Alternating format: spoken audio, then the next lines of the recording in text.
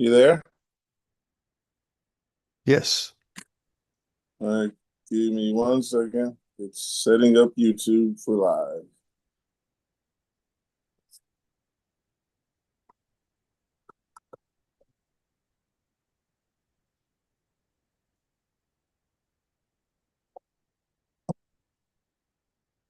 This is gonna be interesting on YouTube.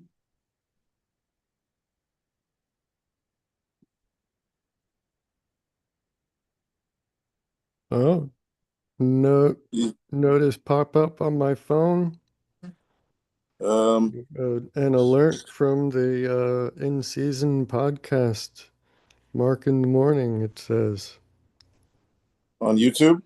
on YouTube. I got the YouTube notification, so I think it's worked. There's Oh, up at the okay. top, it says meeting is being live streamed. I think we're going. Good to go. Um, I feel a little lost now. Now what? I want to Uh, be sure that it's working. oh, it says Uh, live. There yeah, we I'm a go. little hesitant to go and click on the YouTube notification to see what it looks like, just in case it does some big um, feedback loop. Well, I'll just mute my mic while I just check and see what we're putting out there at this moment. Make sure. Hesitant to go and click on the Okay. YouTube to see what it looks like, just in case it does some big. So we're live. We're Is live. Heidi It's ready? working. It's working.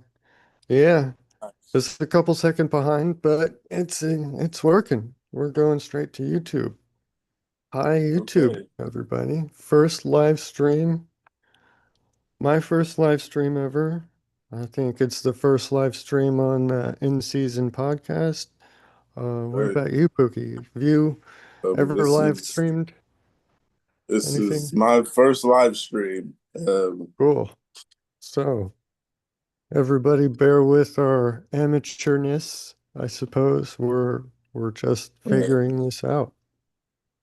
So, Nothing. We have no idea what we're doing. This is the first time. Where do you want to and we start, though, have Mark? epilepsy, so we have extra funky brains and meds and everything. So yeah, please be um, aware. Uh, yeah, we can. I got something. Um, Yes. I was just curious because I heard you talk about ketamine quite a few times. So figured you know more about it than I do, and I'd like to know more. And I'm sure anybody out there might want to know more. What might want to know more just because you're saying it. I mean, I would People like like to to know hear you more about talk. ketamine too. Yeah, ketamine. Um, ketamine was one substance that back in my college days when I was out on the hunt for various psychoactive experiences, experiments. I never actually came across, never had access to ketamine recreationally. So I don't know what that's like. I've never experienced the K-hole, as they say, but I do know from reading back then that the ketamine acts as a dissociative anesthetic. So, as part of its um, psychoactive experience, the dissociative part of that description is a separation of the consciousness from the body. You feel kind of like distanced out of it and stuff. It's something that happens. It can happen to people like during seizures. We hear it described. At least I think I've heard it, read it described on the internet that, we feel like detached from myself, from reality and stuff. So this state of dissociation, dis disassociation, there we go. It's something that definitely is it's associated with this activation of the NMDA receptors in the brain, which are um, they're a specific um, subtype of glutamate receptors.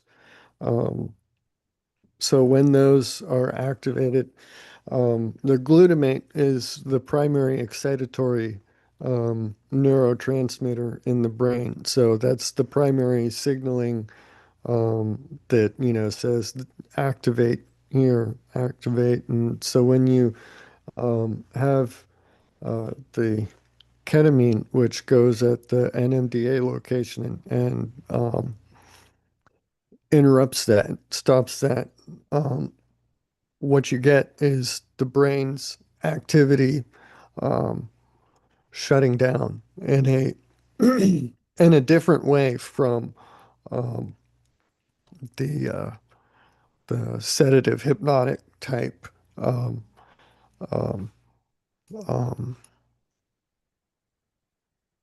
the sedative hypnotic like benzodiazepines. Benzodiazepines act on the GABA, so the GABA is the primary suppressing um, neurotransmitter. So that one is used when the brain needs to specifically signal to calm down.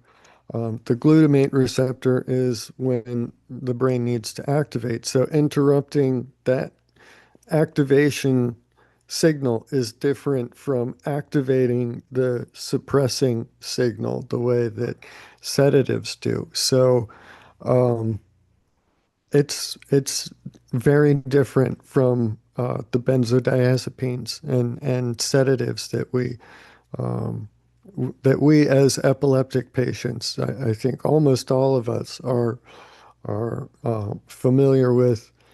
Um, I very familiar with. I would venture to say even with the effects of benzodiazepine. We have them as rescue meds and stuff. So they help with that um, tuning down the dial.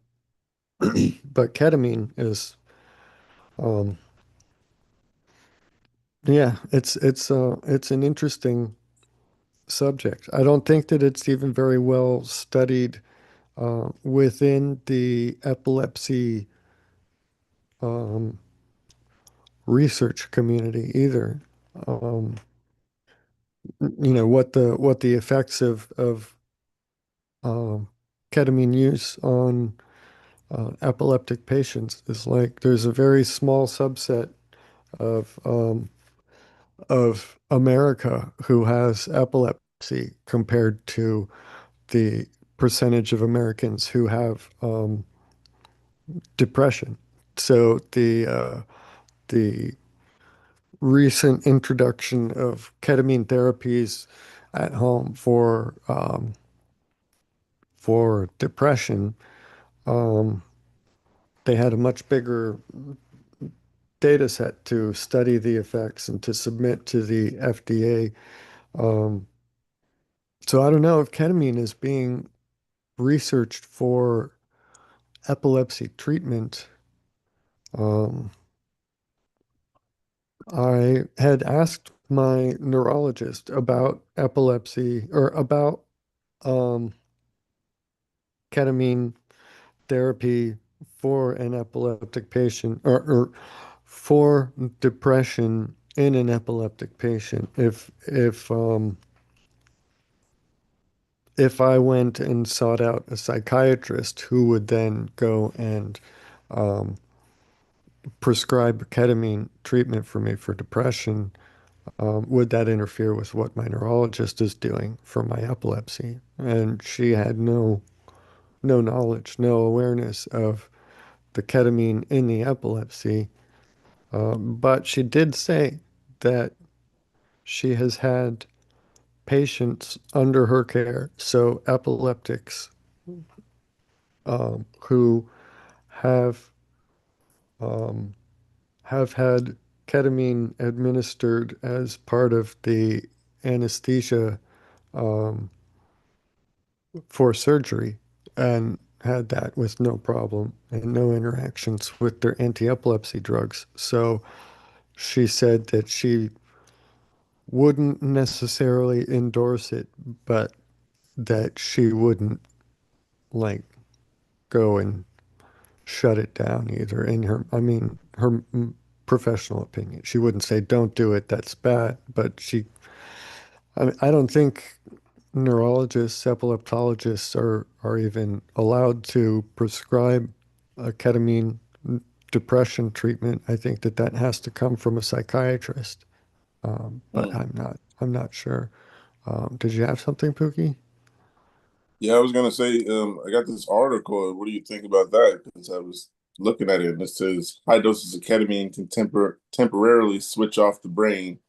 This pause in the brain activity may correspond with ketamine abusers describe as K-hole, a state of oblivion likely to near-death experience, which is followed by a feeling of great serenity.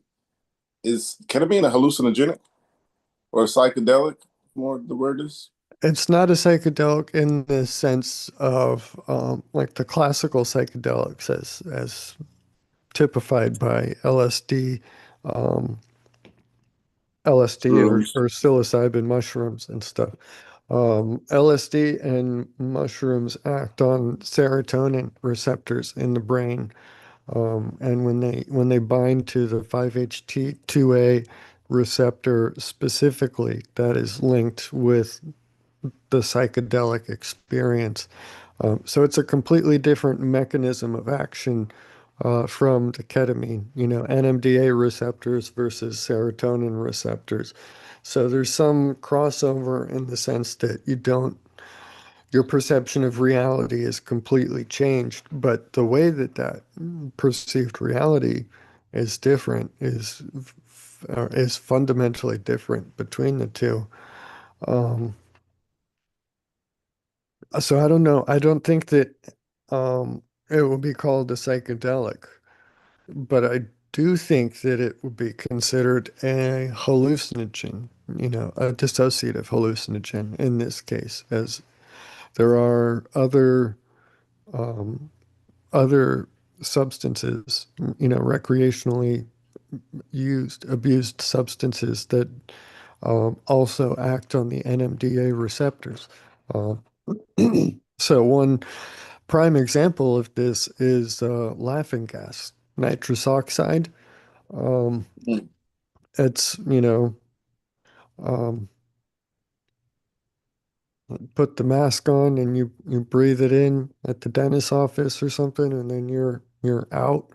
Um, that's not unlike the way that a ketamine anesthetic administration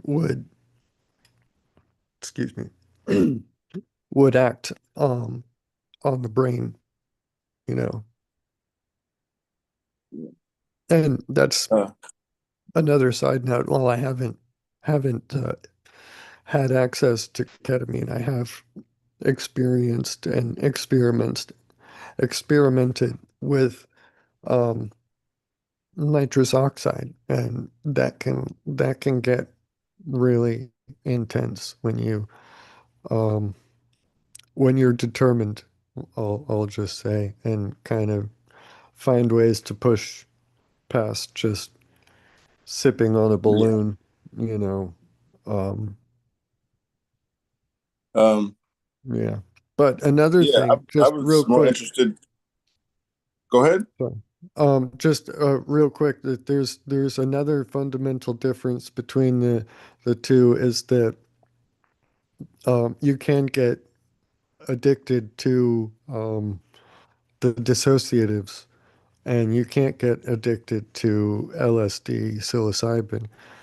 With the classic psychedelics, they build a tolerance uh, extremely quickly. If you have a, an LSD trip one day and then you immediately go and try to have another the next day, you're going to need to take a lot more to get to the same level, and it's going to be not nearly as magical. And then a third day, it's going to just drop off. And by the time, if you take LSD every day after a week, it's going to be basically, just um, like getting a little stoned or whatever, unless you go massive, massive doses. Um, Ketamine and laughing gas, if you take it daily, you can get significant cravings. It doesn't lose its strength.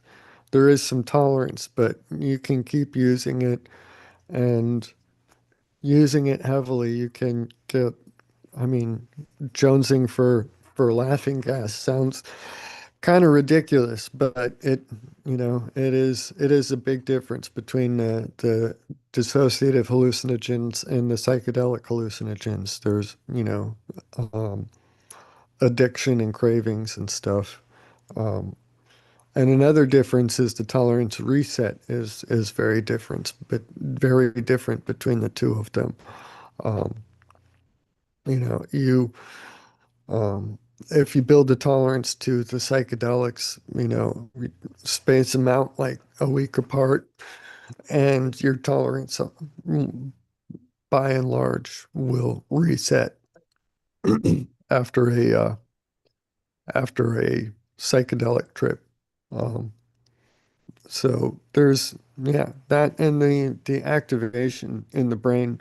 They've studied with an fMRI what happens to the various brain regions and the activity in there when they go under ketamine versus when somebody's on a psilocybin trip, or a DMT trip. I think those are a bit easier to study because they don't last for 12 hours, 10, 12 hours, the way that an LSD trip does. But um, high doses of ketamine temporarily switching off the brain. That's interesting.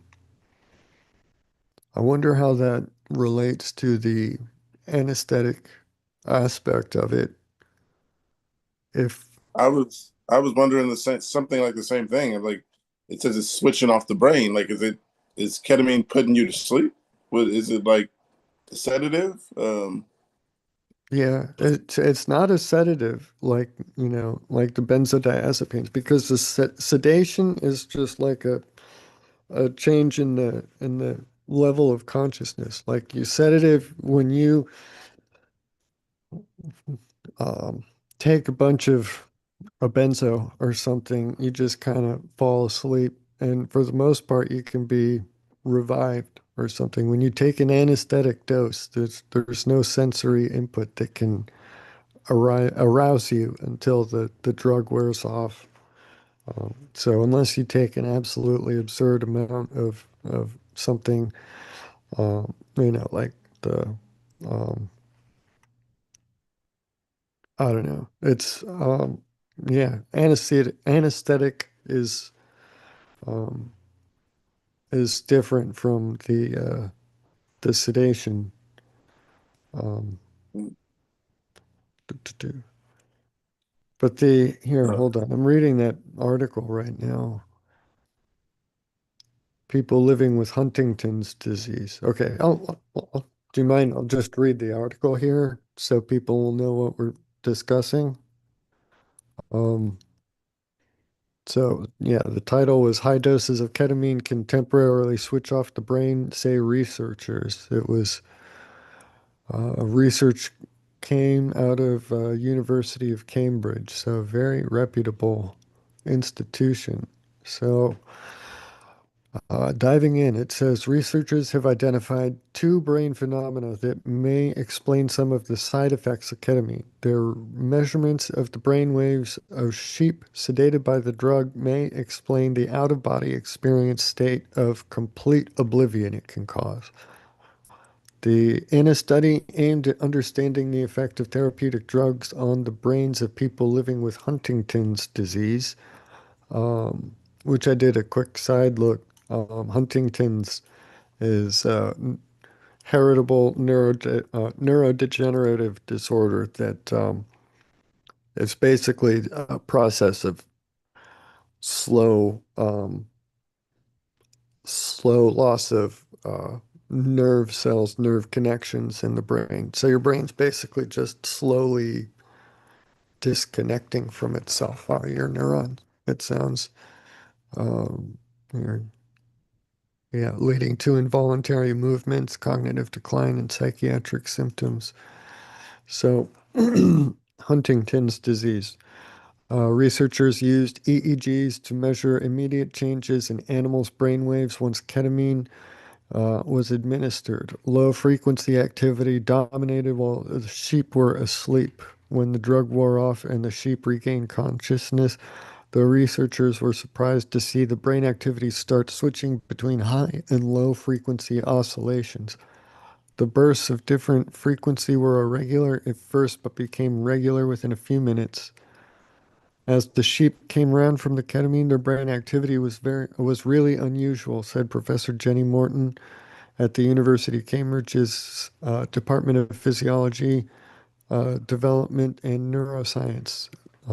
She's the one who led the research. She said, the timing of the unusual patterns of the sheep brain activity corresponds to the time when human users report feeling their brain has disconnected from the body.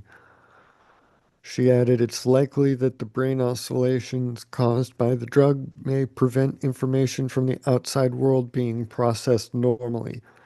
The findings arose as part of a larger research project into Huntington's disease, a condition that stops the brain working properly. The team wanted to understand why human patients respond differently to various drugs if they carry the gene for this disease. Sheep were used because they are recognized as a suitable preclinical model of disorders of the human nervous system, including Huntington's. Six of the sheep were given a single higher dose of ketamine. This is at the high end of the anesthetic range, 24 milligrams per kilogram. Initially, the same response was seen as with a lower dose, but within 2 minutes of administering the drug, the brain activity of five of these six sheep stopped completely, one of them for several minutes, a phenomenon that had never been seen before. This wasn't just reduced brain activity after the high dose of ketamine, the brains of these sheep completely stopped. We've never seen that before, said Morton. Although the anesthetized sheep looked as though they were asleep, their brains had switched off. A few minutes later, their brains were functioning normally again. It was as though they had just been switched off and on. The researchers think that this pause in brain activity may correspond to what ketamine abusers describe as the K-hole, a state of oblivion linked to near-death experience, which is followed by a feeling of great serenity. The study is published today in the journal Scientific Reports. Ketamine abusers are known to take doses many times higher than those given to the sheep in this research. It is also likely that progressively higher doses have been taken to get the same effect. Researchers say that such high doses can cause liver damage, may stop the heart, and be fatal. To conduct the, okay, I don't know if we need to, we don't need to know how they suspended the sheep and all that. At lower doses, ketamine has a pain relieving effect, and its use in humans is mainly restricted to field situations such as frontline pain relief for injured soldiers or victims of road traffic accident. Our purpose wasn't really to look at the effects of ketamine, but to use it as a tool to probe the brain activity in sheep with and without the Huntington's disease gene. But our surprising findings could help explain how ketamine works. If it disrupts the networks between different regions in the brain, this could make it a useful tool to study how brain networks function, both in healthy brain and in neurological cases. and neurological diseases like Huntington's disease and schizophrenia. That is really interesting. That is really cool. Ketamine has been proposed as a new treatment for depression and PTSD beyond its anesthetic actions. However, very little is known about its effects on brain function. We think of anesthetic drugs as just slowing everything down. That's what it looks like from the outside. The animals basically go to sleep and are unresponsive, and then they wake up very quickly. But when we looked at the brain activity, it seems to be a much more dynamic process, says Morton. That is really interesting. Yeah. So I'm taking it all in. I'm here for it. I just learned a lot in 2 minutes. they Uh, they shut it down and shut it or switch off and switch it on again is kind of a I don't know, it's a trope in in computer science and or not computer science, computer repair operation and stuff. If you got a problem, have you tried turning it off and on again? Um, I don't know, have you ever watched the TV show The IT Crowd? So a no, I have not. I'll British, write that down. What's the name yeah, of it? The IT what? The IT Crowd. It's a British IT. comedy from like early 2000s. But it's yeah, that's one of the running jokes they have in it that the IT department of this company, whenever the phone rings, they pick it up and answer with, "Hello, IT, have you tried turning it off and on again?" Oh, so uh, yeah, it's interesting to hear about that sort of pattern coming on or occurring in the brain, shut it off and on again. That's not at all what I was expecting to hear when I read the title in the first paragraph.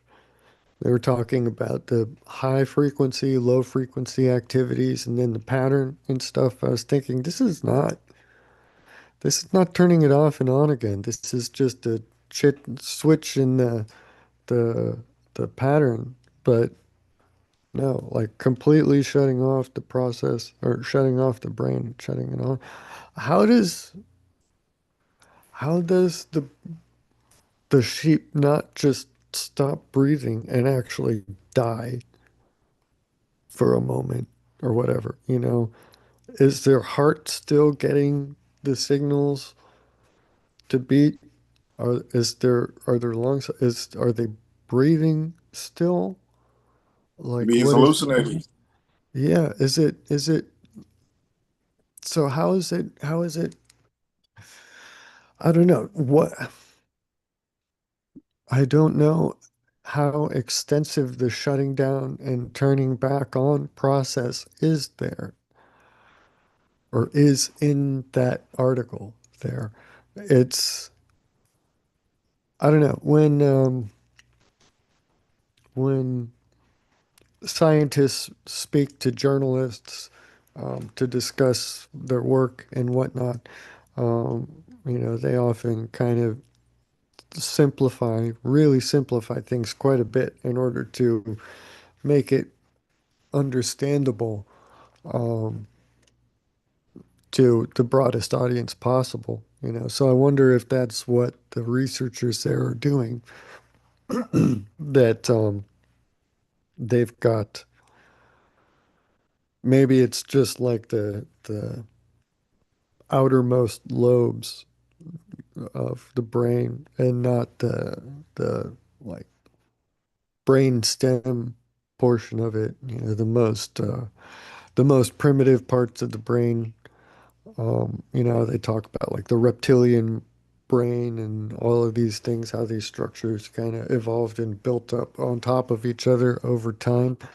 So I wonder if they're looking at the EEG of a sheep, then what I've learned from my neurologist,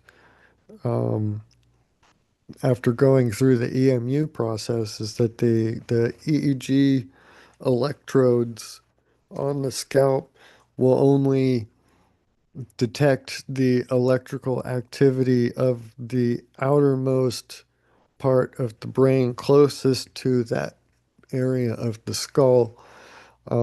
So the fact that when I had my seizures and they recorded them on the right side, right frontotemporal lobe, um, but at the same time, I've had the physiological symptoms of frontal or of focal seizures on both the right and the left side.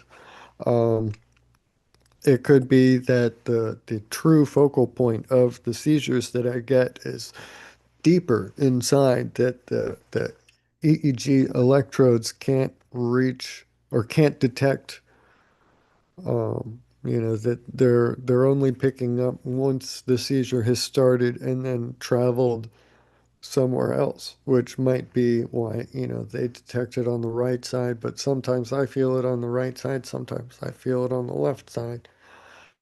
Um, so I wonder if that's what's going on. If like the inner deeper parts of the sheep brain are not actually fully shut off and it's just like still keeping keeping the sheep um running essentially. But I mean, I don't know, a difficulty, and I guess this is probably part of the reason they're doing this research, but a difficulty that comes up a lot in neuroscience, and to an extent in philosophy, is what is consciousness? How is it formed? How can we define it? How do we define it? And yeah, where does it come from? Does consciousness arise from matter in the brain? Is it a physiological process that produces the full extent of our experience, or is consciousness something a bit weirder that expresses and it comes arises through the brain, but is not, um, or that is expressed through the brain, but does not arise from the brain itself, that there's something more, I don't know, which is a a speculative statement that would probably send a lot of scientists, all up in arms, that, there might be something more than just the pure material, physical reality that we see and hear and can measure. But um, I don't know. For a long time, there was a lot of um, reality that we couldn't see or hear or measure until technology jumped forward a bit, or until we learned how to see and hear and measure. Um, it's, yeah. And then that problem, again, isn't even just a biological one or even a philosophical one. It goes a step further into the AI realm, where we're seeing so much talk about, you know, AI super intelligence, right on the verge of this or that, you know. Um, it doesn't necessarily seem obvious to me from the outset that you just need to aggregate more data, and as a result of giving more and more and more information, more and more data, at some point, the data that you give these language models will result in them becoming aware and conscious and alive in their own right. And like, information I don't necessarily believe is um the pathway to consciousness, because consciousness can exist apart from knowledge. So teaching a language model more and more and more information, getting more and more data, training it on it doesn't, I don't think that, it might get better, more proficient, but does it ever become alive? Does it ever become conscious? How can we answer that question unless we know what consciousness is? It's interesting to me as they're using sheep. Are they using sheep to like mimic a human's reaction to it? Because the bodies are kind of different. It interests me like when they use rats for human research and stuff like that, like medication and tried it on the rats first. Is this the same thing with that they're talking about with ketamine and sheep? They're just trying it on the sheep and assuming it'll work like that with human? Yeah, well, the sheep are, as they said in the article, they're um, a well-established model or substitute to stand in for the human brain because, they've got a mammal body and, mammalian brain. So it's not just like the lizard brain, the reptilian that I mentioned earlier, deep inside. It's got a lot of the similar structures to a human brain, just at a smaller scale. And the same thing with mice. They're a proxy, a a model, a stand-in, because I mean, in one sense, with the medications and everything, it's in part because it could be extremely unethical to start off with something that you have absolutely no idea how it works, what it'll do. We just did a whole bunch of chemistry and came up with this new molecule. We don't know. We don't know how it's going to work, what'll happen. Let's just give it to that guy over there and see if he lives. See what happens to Wow. him. Yeah, we can't. It's a lot easier for pharmaceutical companies and for university researchers to get approval to administer stuff, especially controlled substances like ketamine, um, to administer them Oh, to animals. Um, I didn't know ketamine was a controlled substance. oh, yeah, It yeah, makes yeah, sense though. Makes yeah, sense. That, yeah. Lower uh, doses of ketamine when you're not pushing for the K-hole, a lower dose of ketamine is a pretty well-known party drug. It just, I have not experienced it, so I cannot attest to the way it feels, but it's a drug of abuse. There is a lot of a well-established history of veterinary clinics being um, robbed for their ketamine on site because, you know, most most um, doctors' offices don't keep that stuff around, but a vet clinic has ketamine because they need it for the sedation and they're, I don't know. You get the point. But yeah. So with it's the interesting part is still using that on animals. I'm wondering what other animals are they using for studies, like to basically be the human in this study since they can't use humans. Um, what animals can they use? Because yeah, like I said, they use rats and stuff, but and then they also yeah, study on bodies after they die. Um, rodents but it are was also common. interesting when you said the sheep would die and then come back. That's the hallucinating part of it. Um, That's what they're confused about. If the brain shuts down and then comes back on, that could be, I mean, it depends on what extent that brain shutdown is. If it's not complete, like I was saying, if the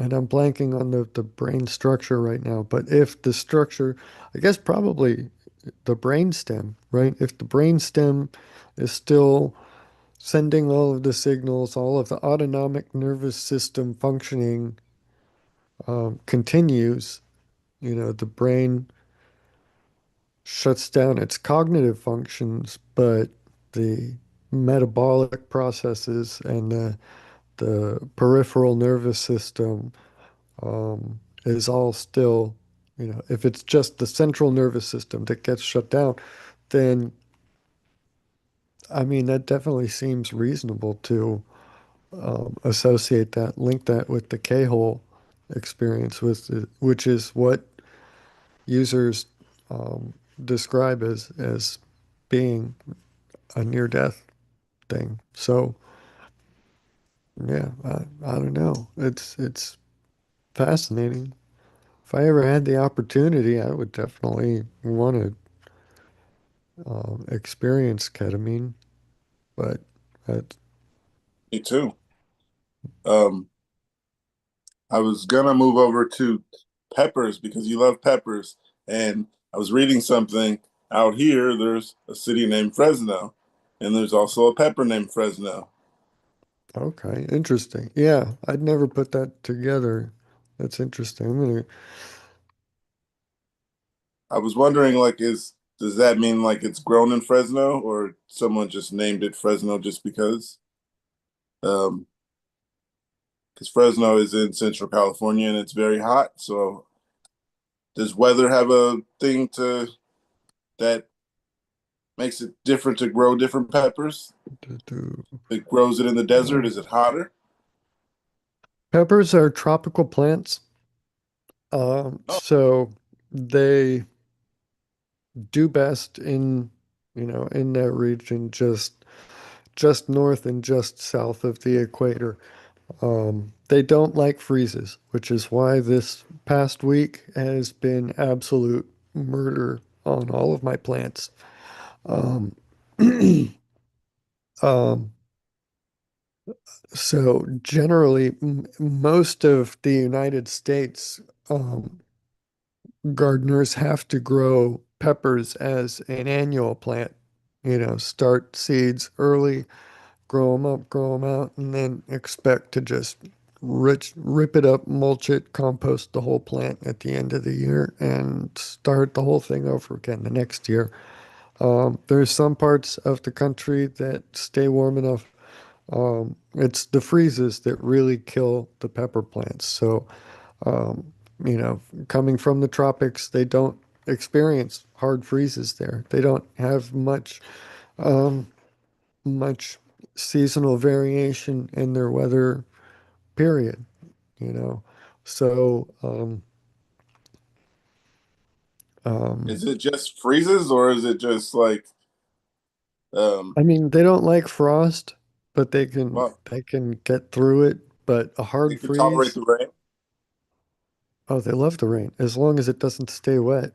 That's the thing. Peppers are kind of drama queens. They love water, but they hate being wet.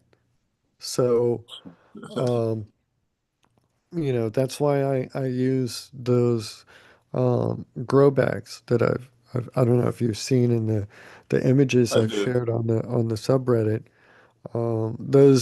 Those pots that the root system is growing in there um, are fabric pots, breathable, um, so that when the roots are growing out and everything, they hit those ends, and what there's a process called root pruning. Essentially, the plants are adapted to grow their root system as far and wide as they can.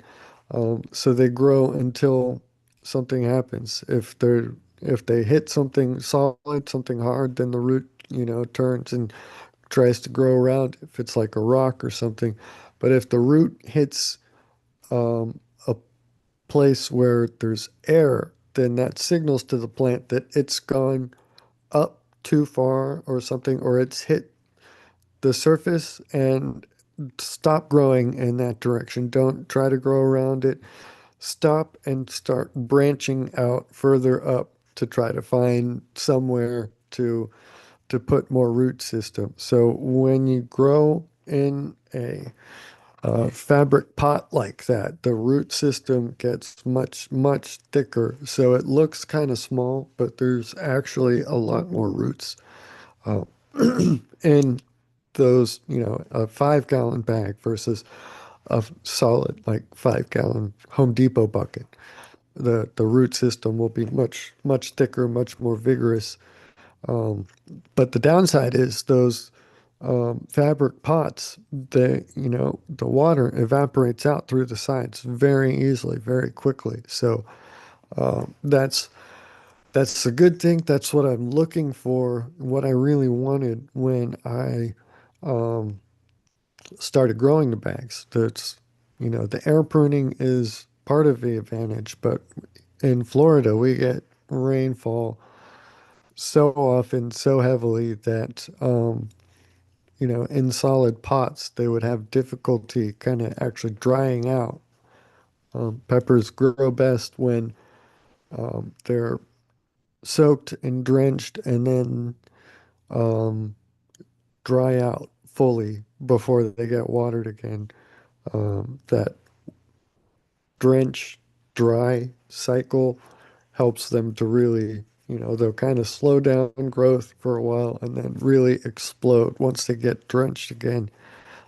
Whereas if they're constantly soaked in a hard, solid container like that, then the root system can actually stop growing, end up dying, and start rotting inside of the pot. Um, so, given that I can't control how much water falls out from the sky, I can add more water when it's dry, spray them from the hose, but I can't take the extra water out of the pot in a dying and rotting root system. So in my situation, I feel like the fabric pots are the best option, and they're very popular with like indoor growing. The um, cannabis community is really hot on the grow bags. Inside their little tent lights up on top and Yeah. fabric pot underneath. When you use the fabric pots, if you were to take it out of the fabric pot and place it in the ground, would it just like grow year round? They would just boom, yeah, until there's a freeze like we just happened. You know, Hmm. they can grow year round. Um, and yeah, I could take it out of the pot if it's an actual growing plant, not dead twigs. I could pull it out of the pot and put it into the ground, and its roots would just grow out. It'd be fine. They could grow Nice. bigger and bigger, bigger. Um, and that's another thing. The size of the plant above the soil line is directly related to the size of the root system below the soil line. So when you look at how big a plant is up top, that kind of tells you how many roots, how much it's got going on underneath it. So you give it a bigger pot, the plant has more potential to grow its root system out, and that means it can support a bigger plant. It can feed more branches up top. Um, yeah, I've What's the I've biggest pot seen. you ever grew something in? I've used a 15-gallon grow bag, and Oh, it got a big pepper, or big plant. It was a 7-pot Douglas. I named the plant Doug. Kept it right next to the front door, at my house back like 15 years ago. It was one of the first years that I was growing peppers. nice. It did pretty well. It did really well. I learned a lot from that though, and I've grown bigger plants in smaller pots since then. Um, so yeah, it's a constant learning experience.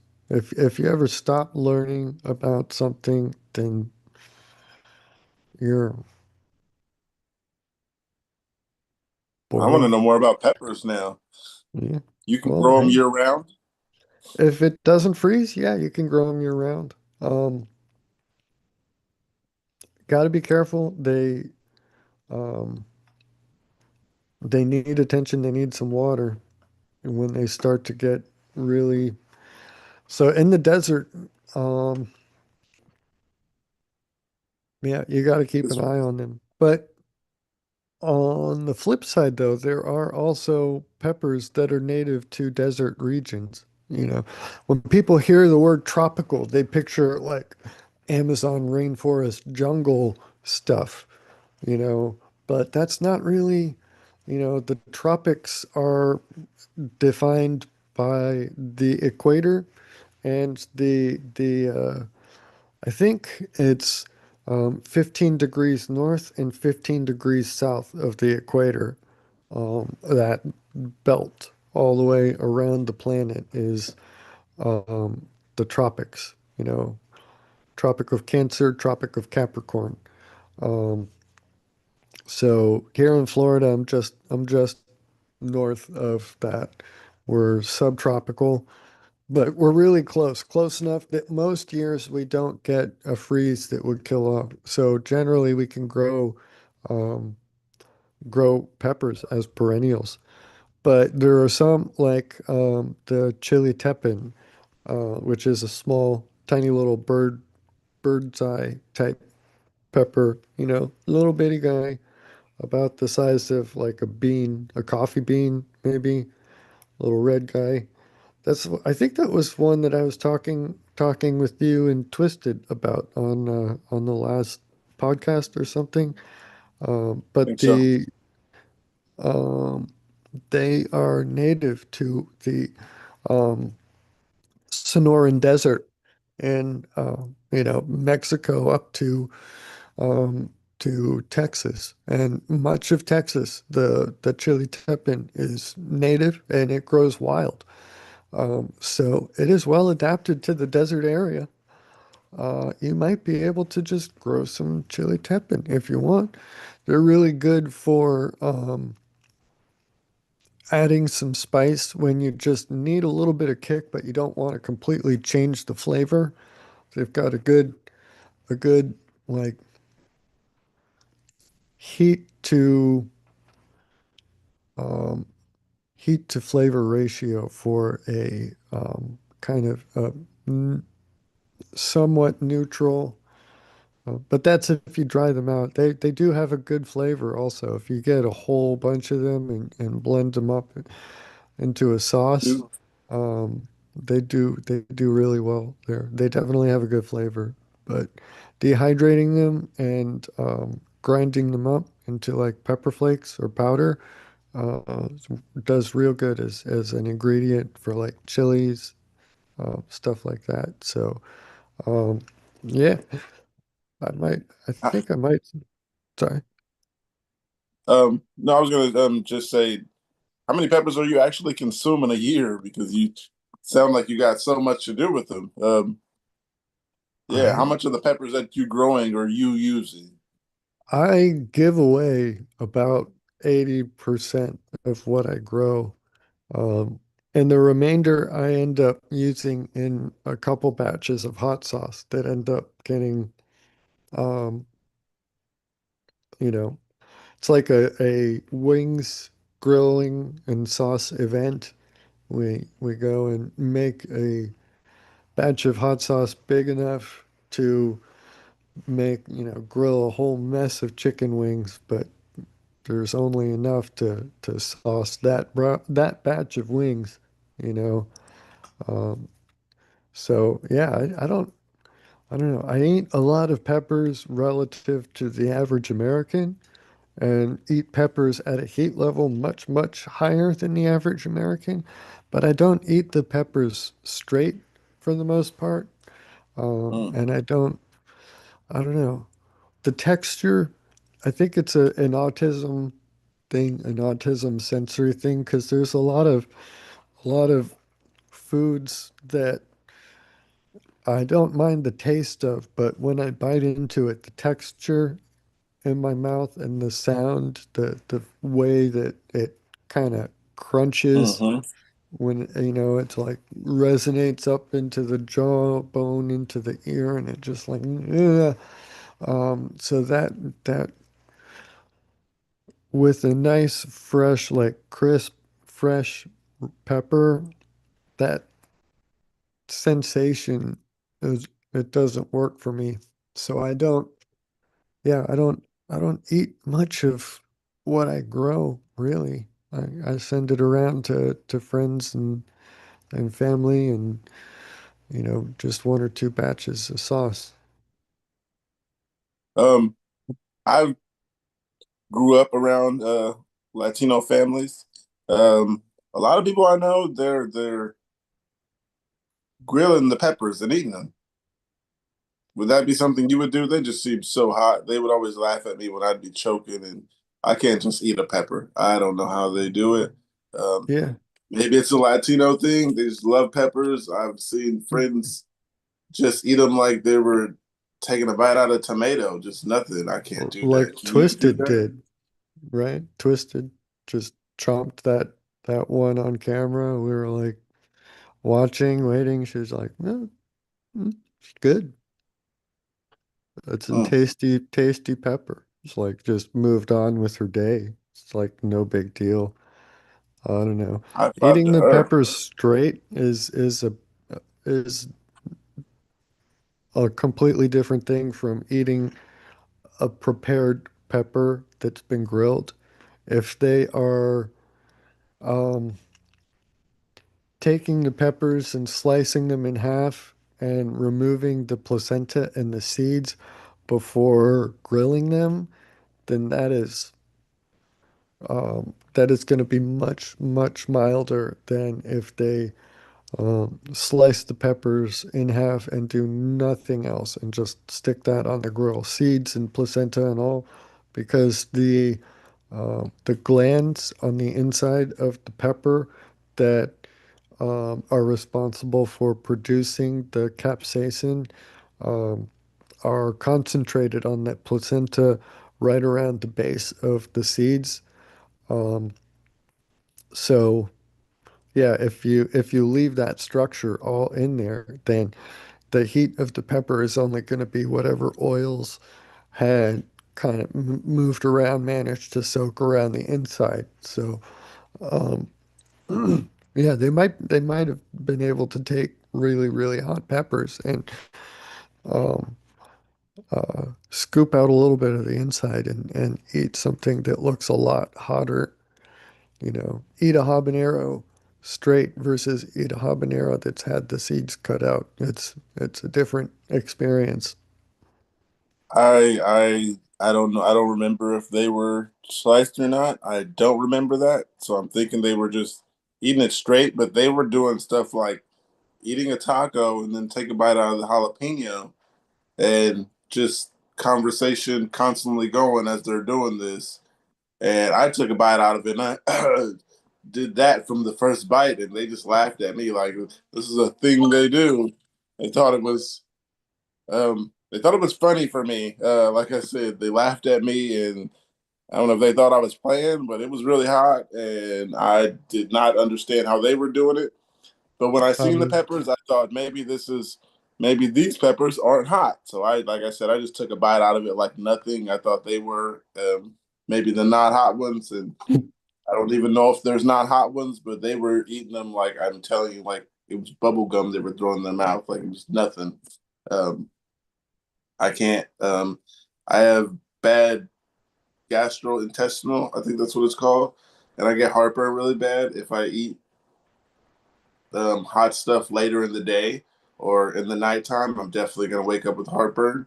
But if I eat like hot stuff like around earlier in the day, like around now, um, I might be able to not wake up with heartburn.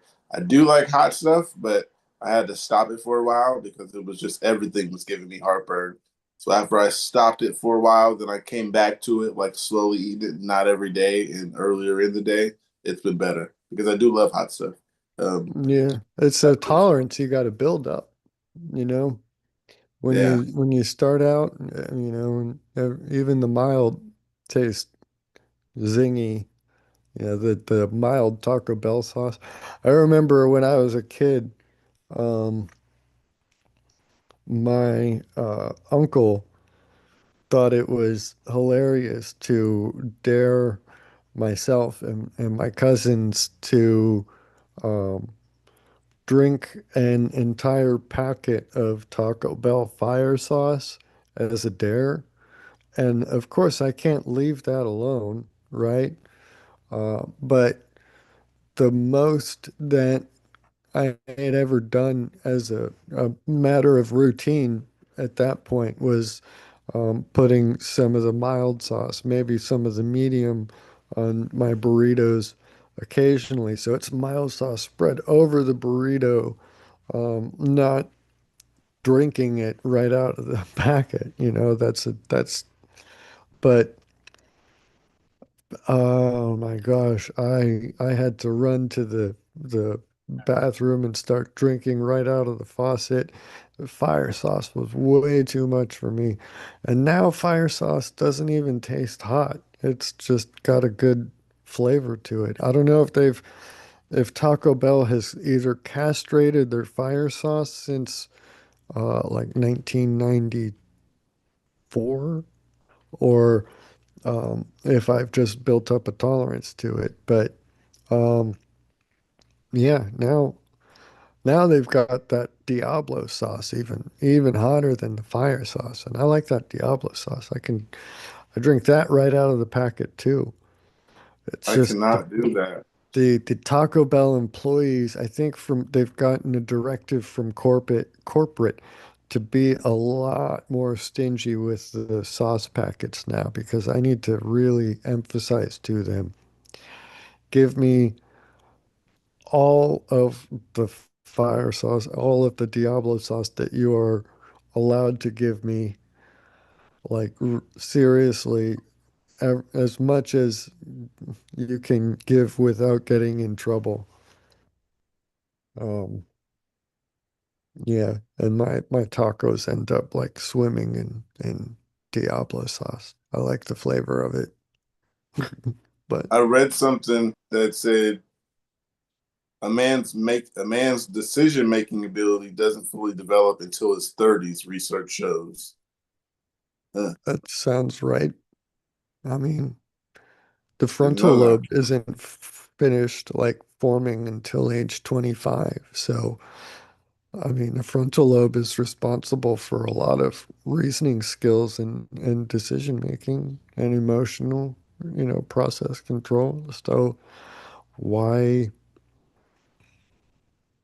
yeah, why wouldn't you reach full decision making in the 30s? Was that done by a feminist like Um, outlet though? That might also be something because there's a lot of bias. There might be a uh, motive for saying, I don't know. I didn't actually grab the article. I read the what it said, and I was like, I'll bring that up because it just left me curious if that was actually true. Um, Mhm. I would want I'm to older than 30, know so my how that, decision making pretty much yeah. my decision making period of my life has been made. Uh, and decision making can be pretty hard with epilepsy. So my head's Yeah. all over the place with that. The fact that the title or whatever had pointed to men's decision making makes me want to know how that compares to women's. Is it something that there is a judgment over, or is it something that there is a just, because to only study men's decision making period as opposed to both men's and women's sounds strange. And If men's decision making isn't fully developed until age 30, how does that compare to women's? What is that? If women's decision making isn't fully developed until the same age range, then why specifically say men? And if your goal is to study decision making, period, why study only men unless you're looking for something about men in particular? I don't know. Um, look what I got here. It says, in essence, the 30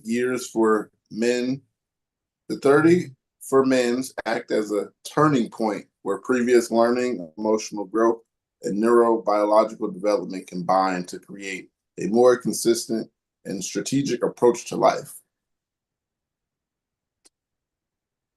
Your brain's telling you you're 30 years old, it's time to grow up. Changing your way of life, it says.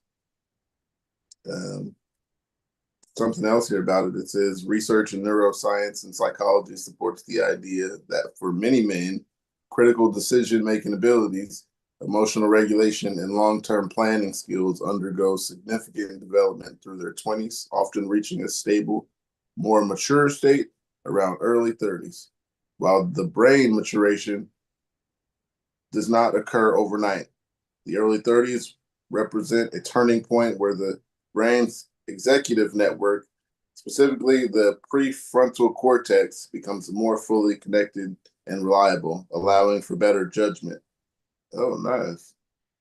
I mean, that's not exactly novel knowledge there, though. There's a reason that built into the United States Constitution, you can't be, is it Constitution? I think it's the Constitution. One cannot be president unless they are 35 years old or above, you know. Even as far back as the 18th century, it's been recognized that decision making does not, you're not going to be a responsible, fully, mature adult until you've dealt with some life experience in addition to just, going through puberty, becoming a physically, reproduction capable adult.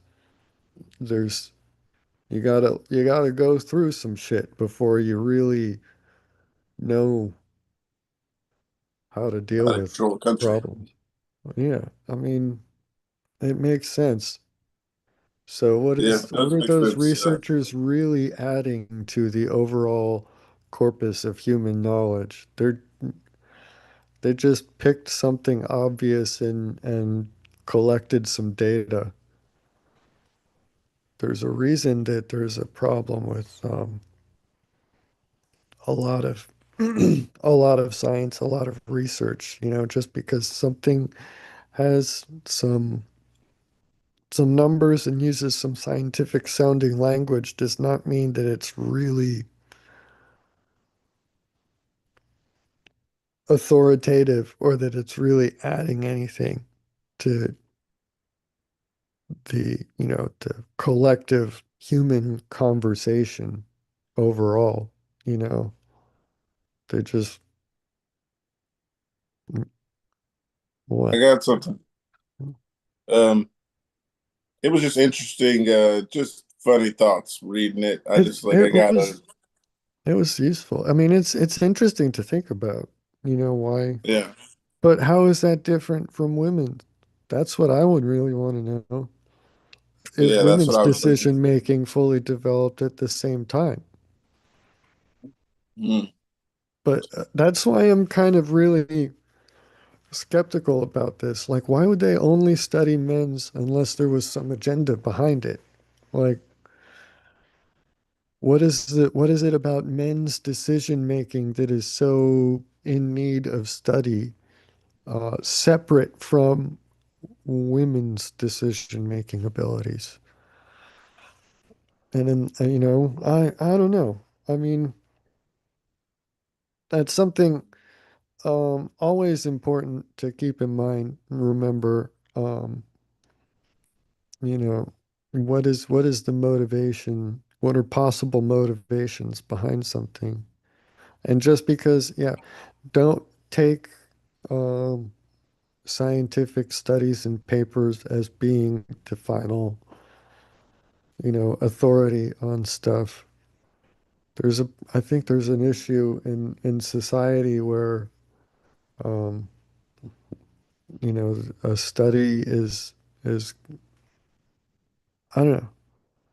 A lot of people think of science as like a monolithic, static, consensus, and science is a process, not a destination. It's the tools to do um, investigations, and you know whether those investigations are responsible and whether they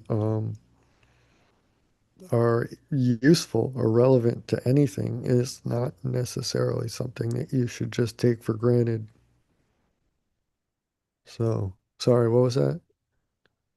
Um, no, we were talking about the male brain, the female brain. Oh, Um, yeah.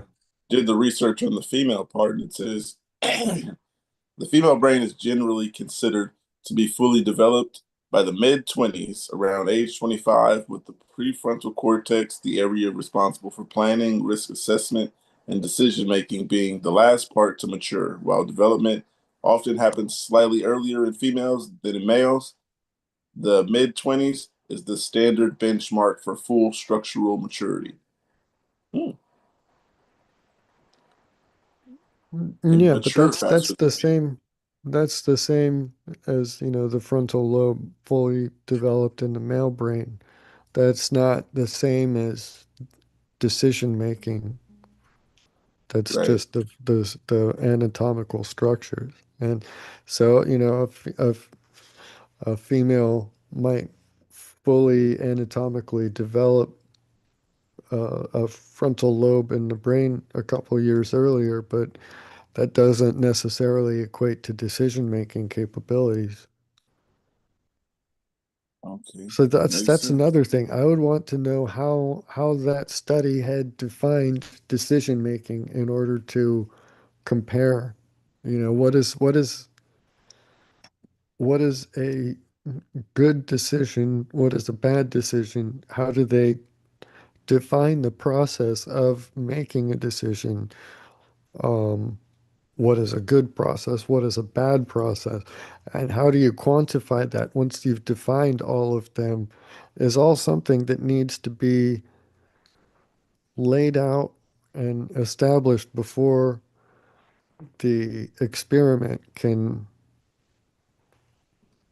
run, right? But if those definitions are vague or um, poorly aligned with reality, I'll say, then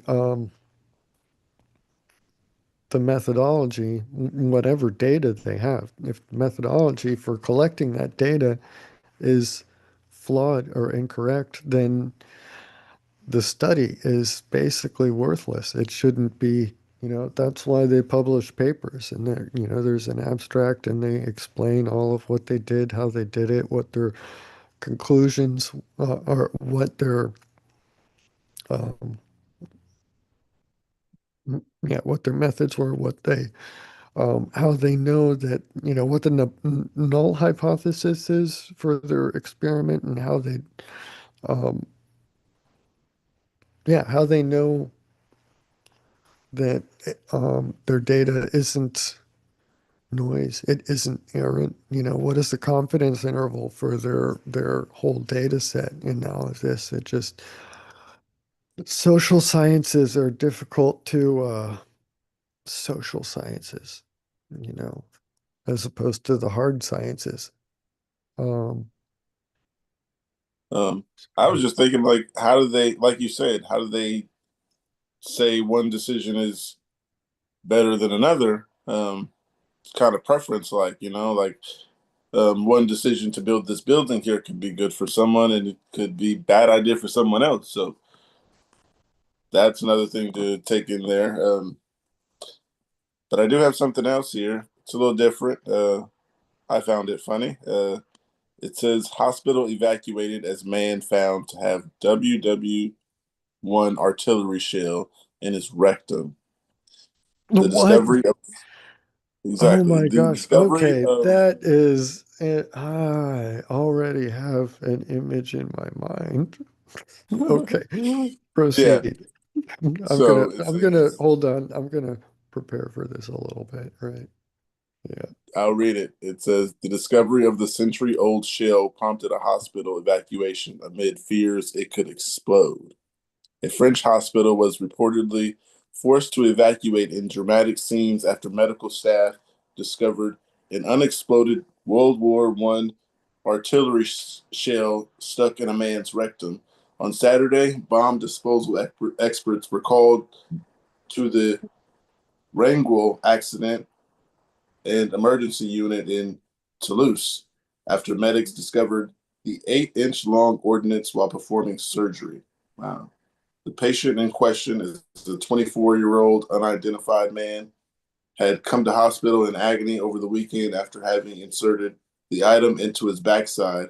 According to reports, it's unclear the man's source of munition or circumstances surrounding the insertion, but local reports claim he didn't tell medical staff what the item was at the time when he was admitted to the hospital.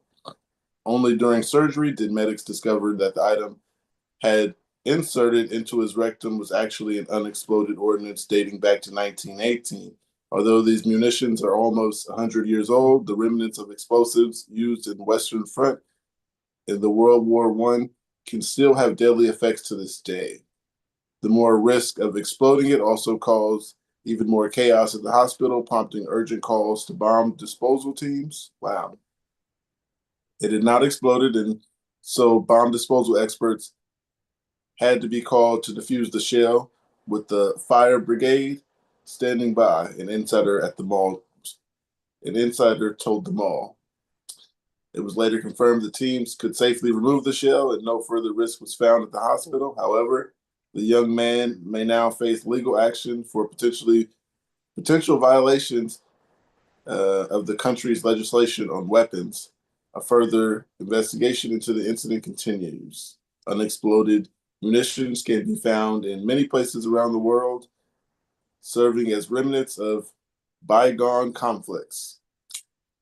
Often discovered during the iron harvest, it's common for farmers tilling their fields to dig up old remnants of old shells and bullets strewn across the land from places like France. Due to the unstable nature of these munitions, it's common for bomb disposal teams to be called in to safely remove the deadly UXOs. It's not the first time that ammunition of this nature has been found its way into the rear end of a person's body. In 2022, in another hospital in southeast France, it was partially evacuated after an 88-year-old patient came in with a similar issue. Wow, this is a thing. Um, yeah, and it was still usable. That was the, I would say, interesting thing for me. Like, what's the mind state to make you think that this usable thing is? I don't want to make assumptions on what this is being used for, but Oh. yeah, if you put your head where mine is, I'm wondering what was this person going through mentally to something like that. I think I think it's perfectly okay to go making assumptions about what this person was doing. I think there's really only two possibilities with their end goal, all right? Um, uh, a creative means to unalive themselves, or they have a hobby that involves insertion, insertions, I'll say. Yes, this probably isn't the first time, but Yeah. that that gives a whole new meaning to threatening to call the bomb squad on someone's ass. Right. Yeah, I'm just Um, picturing like, kids, teenagers on like Twitch or streaming, yelling at each other like, I'm gonna, SWAT you, call the SWAT team on their opponents, oh, just that was to messed up. so the bomb squad is a whole new threat. Yeah, on their ass. I Ah, couldn't imagine the bomb squad being called, and like I'm trying to imagine the bomb squad being called, and the conversation you have to say, "We have a bomb on site," or do you dig into exactly what's going on when you call the cops for this situation? Um, yes. yeah, it It's just mind-boggling. oh, that is that is Uh, there's some uh Reddit comments okay. here. I'll read the Yeah. first maybe four or five. The first one here says, "People seriously just buy the toy with the flared up base already. You will save yourself so much embarrassment." Right. Um, I don't know. I don't this 24-year-old, right? They said yes. this might not be embarrassing. This might be a new claim to fame, He right? went Who viral. knows? Yeah, right? In current society, this isn't necessarily automatically embarrassing. I don't think we should make that assumption. Yeah, he could be an influencer now from this. He could become the bomb ass your bomb ass boy, right? Coming to you live, bomb ass boy, Oh my goodness. blowing up Yeah. your inbox. There's a comment here on Reddit. It says wrecked him. Damn near killed him. Yeah, Reddit. I had to come to Reddit for the comments. They are hilarious. Reddit is, yeah, I love it. There's so many so creative people on there. Like I can't, There's a yeah. comment here that says reads, slowly blinks, reads again. That's what I was thinking when I read it. Like, let me read this over again, make sure I read this correctly. Uh, but reading the article was way better than reading the title to it. That was a lot. And then to find out that it's not the first time, that was interesting. Oh yeah. Uh, yeah, I This, hear I all mean, these this stories.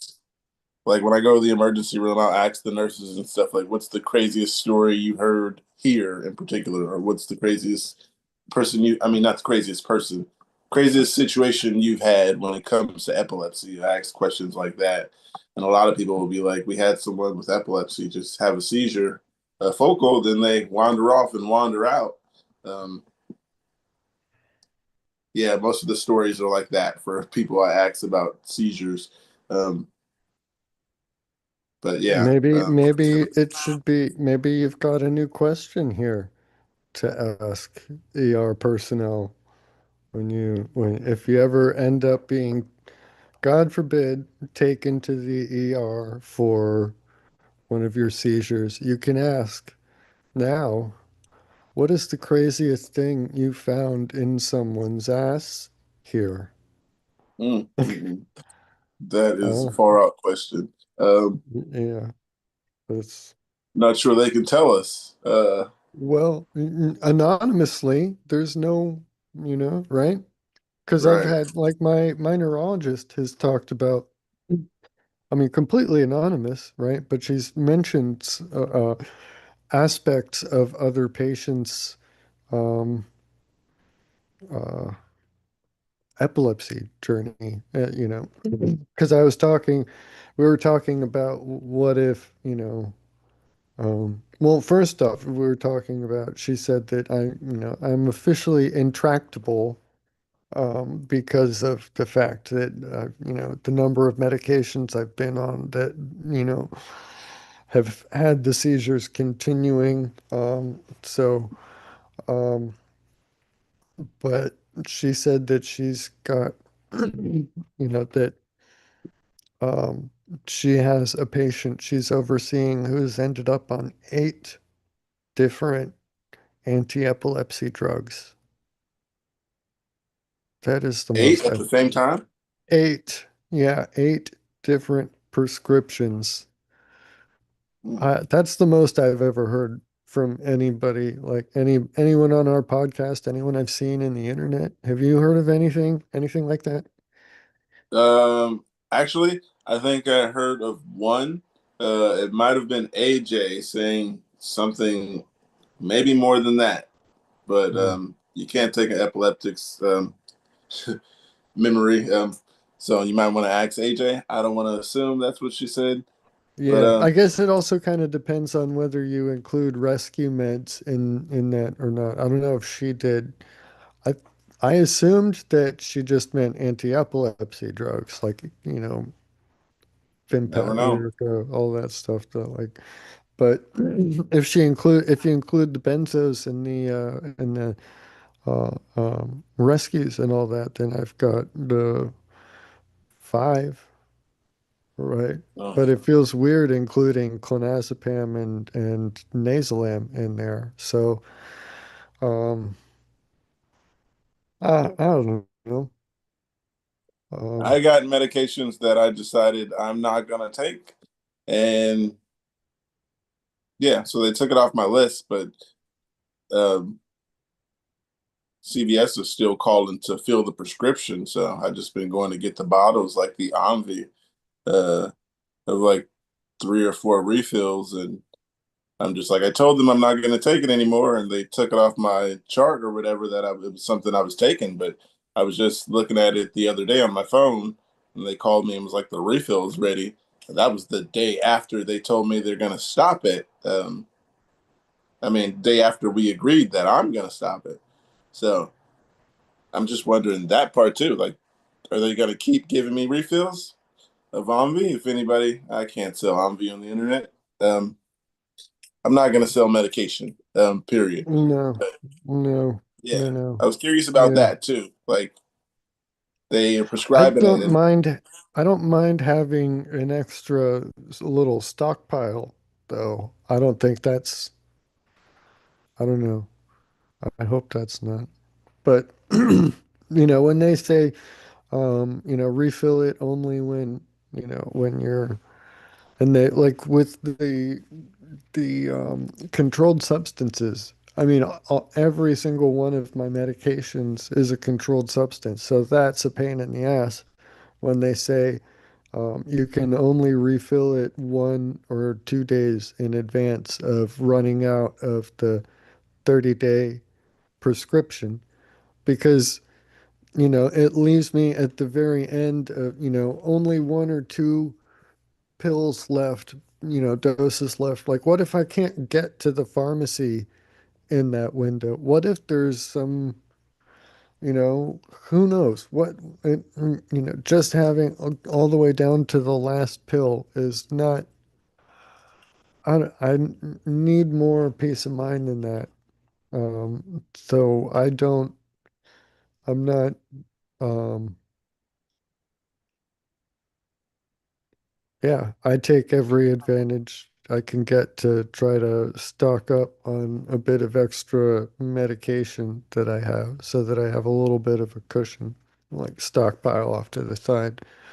And that's especially true of benzodiazepines because, um, they really watch those closely Like, I don't know. I get that they're abused on the streets, but all the way down to the last dose of a med that sometimes takes more than one dose in an instance, um, to to deal with the occasion. Um, What I unsettling. was gonna what I was gonna say was oh, what I never asked you, what kind of epilepsy do you have? Um, I have uh, right frontotemporal primary to secondary generalized epilepsy. Intractable right frontotemporal to secondary generalized epilepsy, just to be Yeah, really official. That because, the more words you have in your diagnosis, the the worse bigger it sounds. victim, the bigger victim you are of your medical condition, right? The more serious it sounds. So Right. I gotta get stock up on those victim points, right? I've I've oh man, I forgot what it was.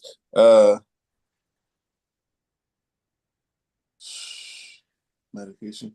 I forgot what it was that I was gonna say. I usually write it down. But yeah, what are you taking again? I forgot. What are you taking? Because you said three, and Yes. Oh wait, no, maybe I'm only on the two. I have taken three. That's the thing. But yeah, yeah. Now that you remind me, I'm only on the two. Vimpat and Lyrica. Lyrica three times daily and Vimpat morning and evening. But a smaller dose, 150 in the morning, 200 in the evening, because the 200 twice a day really had me in a bad place psychologically. But that and then 150 of the Lyrica three times a day. So it's not bad. I like the those Lyrica, are actually. I don't like the Vimpat, but man, those are both for the seizures. For the same yep, types of seizures. yep, yeah, they're both for that same epilepsy diagnosis. Um, Okay. Yeah, because uh, I've only taken three.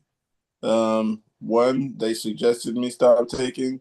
Keppra, I suggested it, and I stopped taking it, and now I'm on lamotrigine. But was only the also thinking about lamotrigine, like, huh? or is it only the lamotrigine?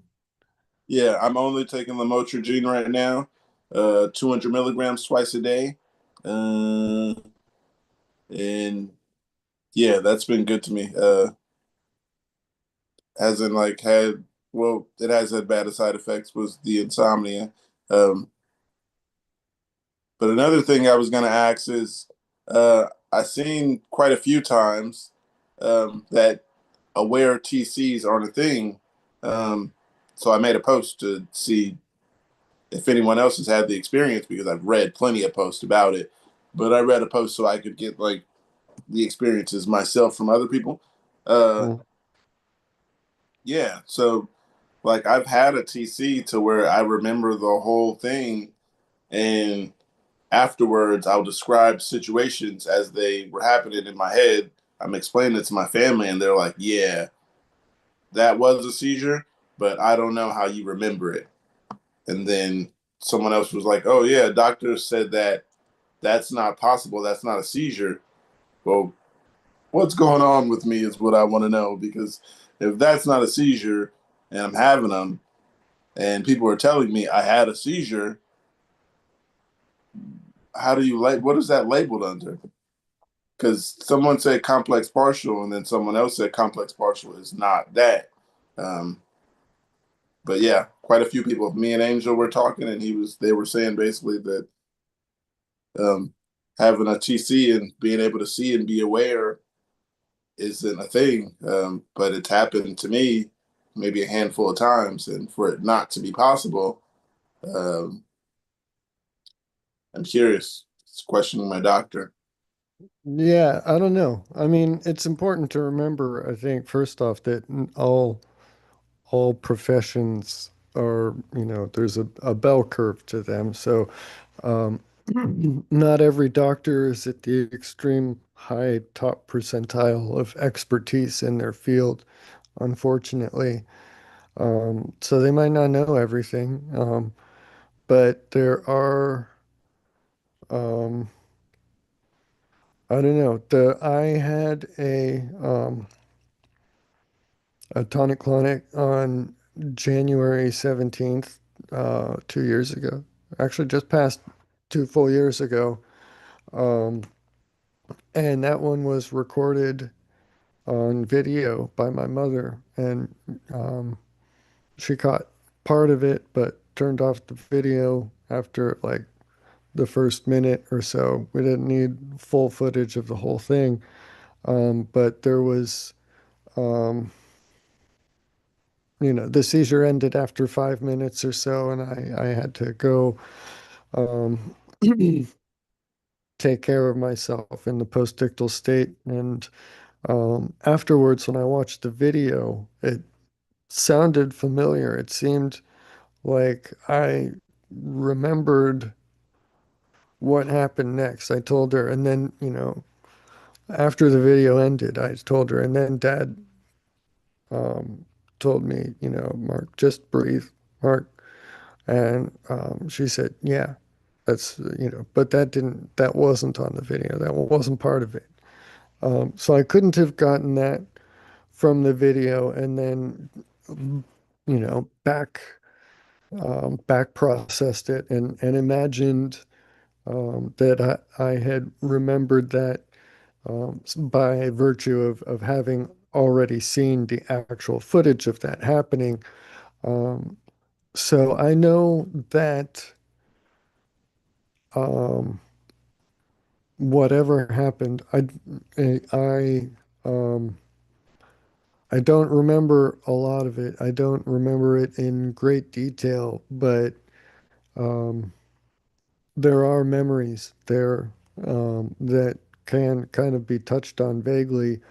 Um, so I don't think that it's necessarily um, a a um, a matter of um, a loss of consciousness as much as it could be a disconnection from um, memory formation or a disruption in memory formation or a disruption in memory recall. Because subjectively, when somebody has I mean, okay, so subjectively, let's say just a thought experiment. If somebody has a seizure and they aren't conscious at all, versus somebody has a seizure and they're conscious during the seizure itself, but their brain isn't recording the memories, so that afterwards they can't remember anything that happened during the seizure. In both cases, afterwards, the person that had the seizure will say they had no memory of it. So people around them might just jump and say, oh, so they were unconscious then, right? That's the medical consensus. Um, but in reality, the subjective experience um, seems the same, but um, internally is not actually the same. And how can somebody go and test that from the outside, right? How can somebody, like a researcher, come and test whether somebody just didn't record the memories versus somebody not being conscious to record any memories? Um, because if somebody can kind of touch on some of those memories and and recall them afterwards, then I think that implies that they weren't unconscious, that it was still going on, and that um, yeah, only afterwards um, were they able to access those memories. Um, and when I showed that video to my neurologist, she looked at it. She watched the whole video. She saw me in a tonic-clonic. She saw me convulsing, my head turned to one side, drool coming out of my face, the whole thing. And she had asked me, and do you remember any part of it, any of it? And I told her, I gave her kind of a brief version of what I just described here. Um, but she saw a full tonic-clonic seizure there, and she asked if I remembered it. And um, when I said I did, she got excited. She didn't dismiss it. She didn't say, "Oh, that can't be a seizure." She was like, "Okay, this is really interesting now." Um, so that's an interesting data point that I think is maybe uncommon among a lot of our other epilepsy peers, is that, she from the outset didn't dismiss the tonic-clonic um, simply for memories being there. She actually asked if it was so. Unfortunately, she's moved on from the practice now. I'm under the care of a different individual, but she has moved on to a position as a researcher at an epilepsy clinic. Um, Something, I forget the actual details, but it seemed like a step up. She's gone, promoted, and she's now doing higher level research rather than clinical treatment. So that kind of feels like it suggests that she's kind of the cream of the crop in the field, in the area, and it was already a level 4 epilepsy clinic that she was employed at, that I'm still being treated at, epilepsy or level 4. So that's also a high level cream of the crop. So these are people who know a lot, and they didn't dismiss it out of hand. So I would want to say to um, a lot of people who, anybody who's had their seizure dismissed because they remembered it, and you can't remember a tonic-clonic, um, it to any degree. If you have any memory of it, then you were conscious, and that can't be a tonic-clonic because that's a feature. Um, no, that's not the current state of the art at the highest level of research. That's not the way that they view it. Um, yeah, I don't know. Pookie, you had something? I was thinking because I heard you say vague, like you remember vaguely. Like there was nothing vague about my memory. I remember exactly what was going on as it was going on. And Mm. like I said, I was explaining it to my family after it happened, and they were just amazed that I was telling them like this is what happened and this is what happened. And they were like, wow, man, it was like you were there. And I was there, but I wasn't there mentally. And I'm just thinking maybe these studies or these things have been happening, and maybe this is something maybe those people have not expressed to their doctors. And I'm one of those people. I haven't expressed it to my doctors because I'm just getting better with taking notes on things and then bringing them up when the time comes. Um, yeah, that wasn't something that I exactly pointed out to a doctor, but someone else told me that their doctor told me that it isn't a thing. And I believe something was going on because, like I said, my family, they were telling me, you had a seizure. This is what we seen. And then I'm like, yeah, I know I had a seizure because this is what I remember. Jaw drop. They didn't know what to take of it. And they were like, are you serious? There was no cameras around for them to ask me, did you get a video of it or something? It was just, I remember gritting my teeth as it was happening. And eventually I was just like, yeah, I'm having a seizure, like they're saying. I remember biting down on my tongue on one of them. Um, and the pain is intensified. It's like when my arm was hitting against something when I was having a seizure, it probably, if you just hit it against that, it probably felt like you're tapping it if you're doing something else. But it felt like I was just like slamming my arm into whatever I was hitting.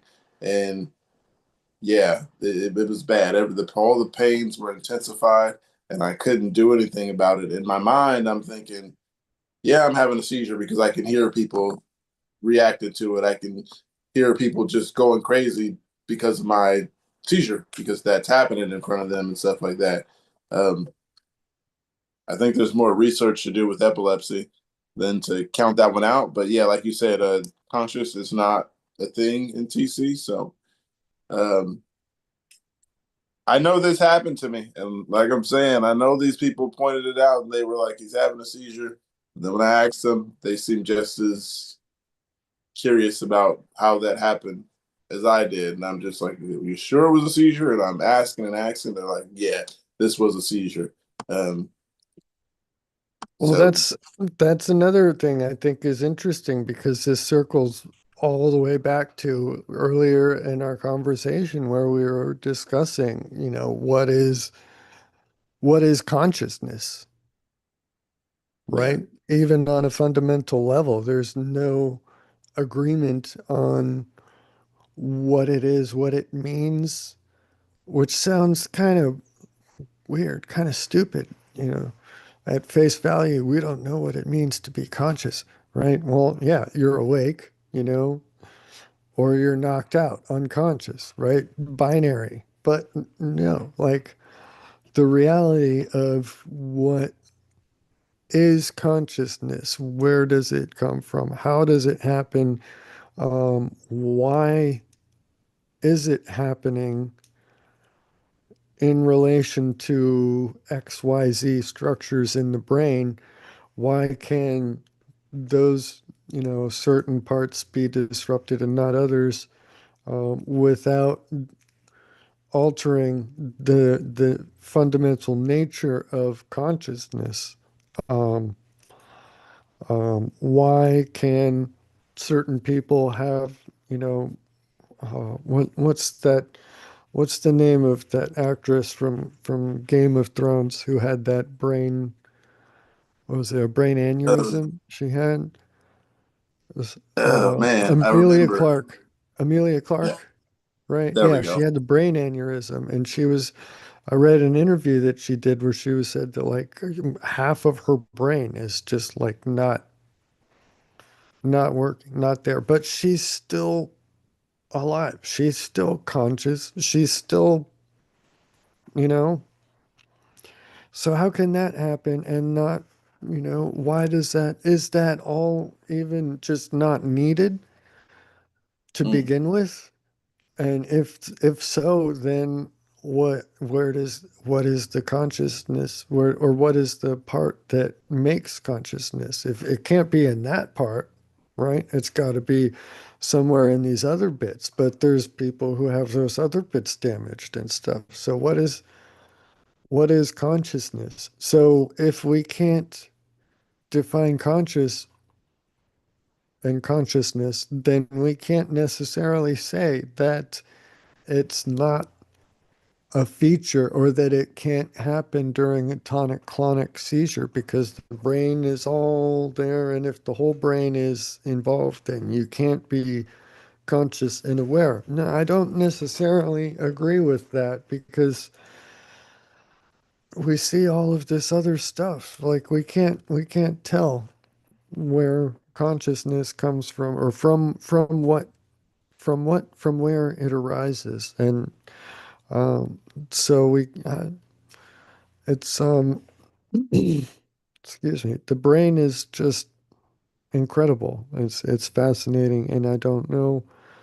I don't think we'll ever fully understand or decode it. It's just going to be an ongoing puzzle um, for all of time. Is it, there's more neurons in a single human brain than there are stars in the Milky Way galaxy.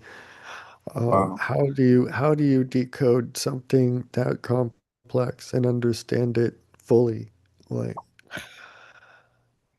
I mean, comparing it to that, like the stars in the Milky Way galaxy, we can't even really understand our own star very well. How can we deal with the entirety of the Milky Way galaxy and understand something that complex, you know?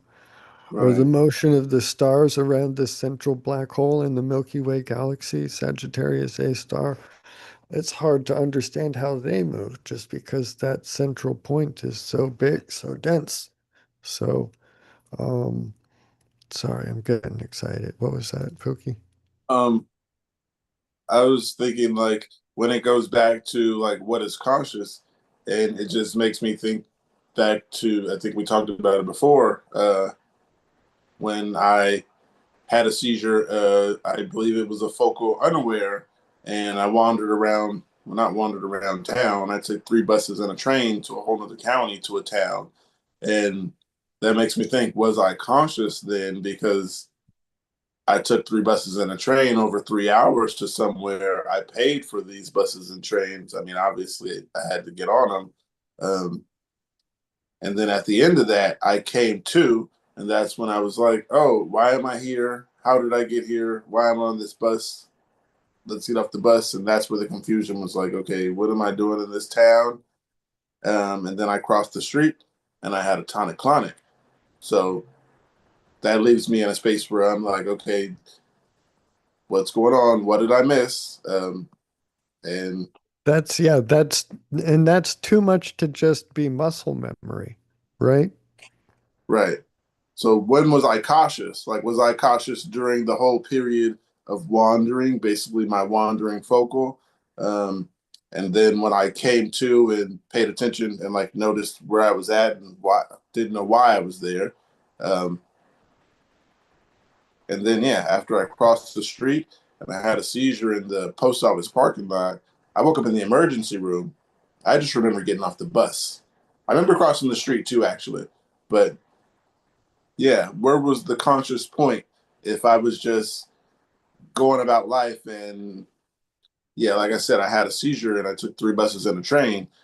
At what point was I conscious to say even when the postictal state started between or after or yeah, like they're telling me things like yeah, like we can't have a cautious TC. Like I'm there when it happens. Like I'm not. I'm there in my body seeing this thing and they're telling me it's not possible. What is going on is what I want to know. That is a big question I'm going to leave for my next neurologist because I'm in the middle of getting a couple opinions before I decide who I want to take on as a neurologist. Um, but yeah, I just heard you say the word vague, and I was like, yeah, mine wasn't vague. I was something was going on, and that's exactly what the doctor thinks is you might remember vague things or you remember this and that or this Well, do happened you right do you before. remember all of the details of convulsing in that tonic-clonic afterwards? Because Okay, I so was I was referring to the tonic-clonic. I don't remember I remember my mom saying that she was there. I remember her sitting down. I remember her having the phone. I remember my dad came in, and you can see in the video of it that my head was aiming in one direction. I don't know if it was just coincidence, but my head was turned over towards the door, the other direction when he came in. I remembered the dialogue that was spoken. I don't remember them pulling me off of the chair down onto the floor, but then I remember what my dad said to me when I was on the floor. And interestingly, he said, breathe, Mark, just breathe. And I feel like I remember thinking, of course I'm supposed to breathe. Like, come on, you know. Um, and then it ended, and I was post-ictal, and I remember having a headache. I remember feeling um, really nauseous. I had to go throw up or anything. I don't remember all of the tiny, minute details of every convulsion motion. I don't remember my cat next to me. I can't visualize all of it, but I remember parts of it in a way that is inconsistent with what the neurologist would say about being entirely unconscious. So like I said, this has happened to me maybe a handful of times. So um, I have some experience in this department, I could say. Uh, but yeah, my memories are there. I remember my aunt. I remember the beginning of it because that's what was so confusing to me. The beginning, I was just like, I think I'm having a seizure, but I didn't say that. And then I didn't look around. I didn't have time to do any of that. But it was like the direction my face or my head fell and was looking, I could see wherever my head is facing. My eyes were open. Um, yeah, and I remember all that. I remember my auntie telling someone lay him down and stuff like that. I remember people screaming, and then I remember the other situation where I had one and I was in a car on the freeway. And yeah, like I said, there's things I can yell out to people who were there, and they'd be like just amazed that I know that because I had a seizure. And like I said, I can remember the things people were saying. There was a couple other ones. There's a bunch of stories I could dig into, but yeah, there was some other seizures that I had um, and been aware. Yeah, just things that I remember. Yeah, I don't know how they label cautious if they're saying that I was not cautious, but I have all these memories. It's really a confusing process, and like I said, I'm going to go through that with the next neurologist. I decide she'll be my primary neurologist. But yeah, I'm really curious. Might have to have you on a Zoom call at this appointment. Um, but like I Oh, said, yeah, Angel said it happened to him, so it isn't just me. And then the post that I made, there's a comment here. It says, "I had one once where I was laying on my back and I was aware of throwing my legs in the air. I yelled too, but I don't remember. But I don't really remember that part." And that's another person saying something that actually happened. So yeah, I'm just saying. I know it's not just me. This isn't just happening to me. Uh, Yeah, I'm very curious as to other people's stories. I need to post some other subs to get someone else's response. Yeah, I need yeah. to go to Are a you are research. you were you banned on r/epilepsy? Yes, unfortunately, Okay. unsure why to this day. Well, no Reddit mod ever necessarily needs to give a reason. That's why there's a lot of really Yeah, authoritarian communities, I guess. But yeah, yeah, I don't know. That would be, I mean, that's the biggest community on Reddit that I know of that would potentially have um I don't know. We'll discuss a little bit some other time how to reach out to some of those communities, get a bigger audience for input. But yeah, um, I did have that one other experience. Um, I don't know. We might be kind of um, running a little long on this topic. I don't know if I should go into my other one, but I did have a really weird one that we talked about on Reddit um, back in October with the nystagmus, my eye movements jittering and building up for like an hour or something. Um, don't know what that was. Neurologist wasn't sure what that was when I showed her the description I wrote up. But it felt, I mean, my muscles ended up, you know, being almost uncontrollable. I could kind of barely walk, but they were shaking and stuff. So I wouldn't call that a tonic-clonic, but I felt like it was a seizure. Looking back, the altered consciousness, I think it was a seizure. But I remember all of that. I remembered it well enough to write up a whole little short story version of it on Reddit. So, um, yeah, I don't know. I mean, I don't know how we could, I don't know how to get the consciousness, how to define it really is kind of the big thing before any of this all could really move forward, any I of the need a research really. I need a laboratory to focus on epileptics, Yeah, yeah, yeah. and me just test on myself maybe. And That'd be some, interesting. yeah, and a group of volunteers. Yeah. Um, another thing. Did Oh, I was watching the show Landman, and I remember you saying you watched it too, and I was just like, you're not in Texas, but what'd you think of it? Yeah, what'd you think about Landman? I loved it. I finished the last episode of the second season yesterday, so I'm just waiting for a new Oh, season now. Uh, well, that was the new season. The second season just finished airing. oh yeah. Um, so that, yeah, I spent my time in on the Fallout uh, season Oh, two finale instead of the Landman finale. So I got to catch up on Landman. So no spoilers, no season two spoilers. I've watched like half of season two, um, but it's I good. need to catch up and finish up. But I like the I lawyer haven't lady. finished Fallout.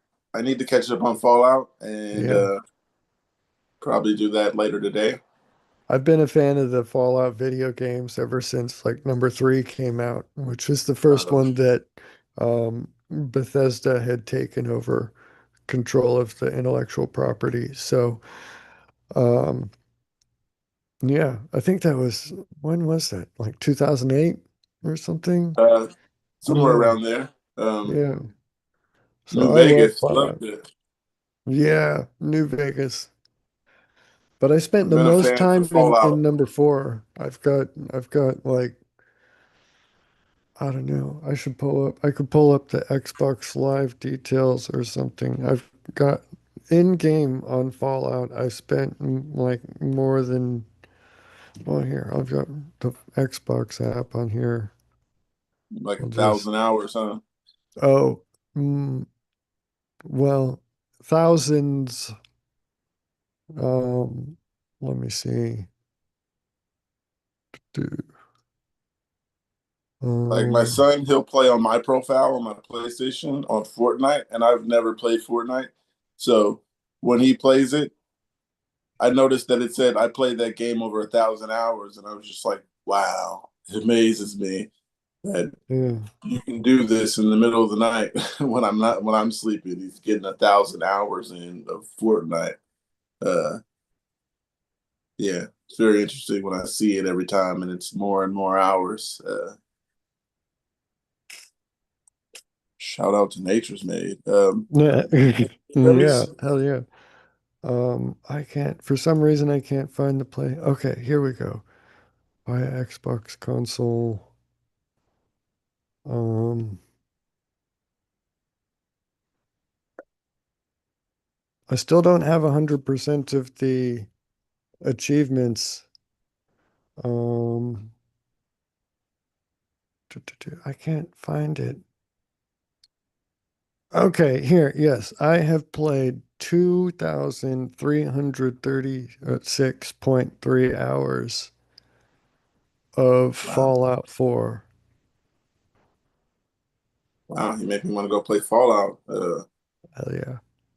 Got some free time since I don't have I a got laptop these days. I got a lot of time in that game. It was awesome. It is awesome. But yeah, I liked the settlement building, and I liked doing a lot of weird things to like try to take advantage of the quirkiness of the game engine. Um, so I did. Um, I have a sanctuary settlement where um, I built it up like these gigantic towers, and I built fences around, like in a circle around the spawn points that the enemies like come to attack. Um, and like these giant towers with rocket launchers around them. Built up the defense stat up over 100. So it was, I could go and just sit and or mess around with building stuff, and then you hear the little game alarm, sanctuary settlement is under attack, and by the time the beep is over, you hear this gigantic explosion. Boom. Yeah. Boom. And then I just go and walk around and pick up all the guns off of their corpses and go back to building. It was awesome.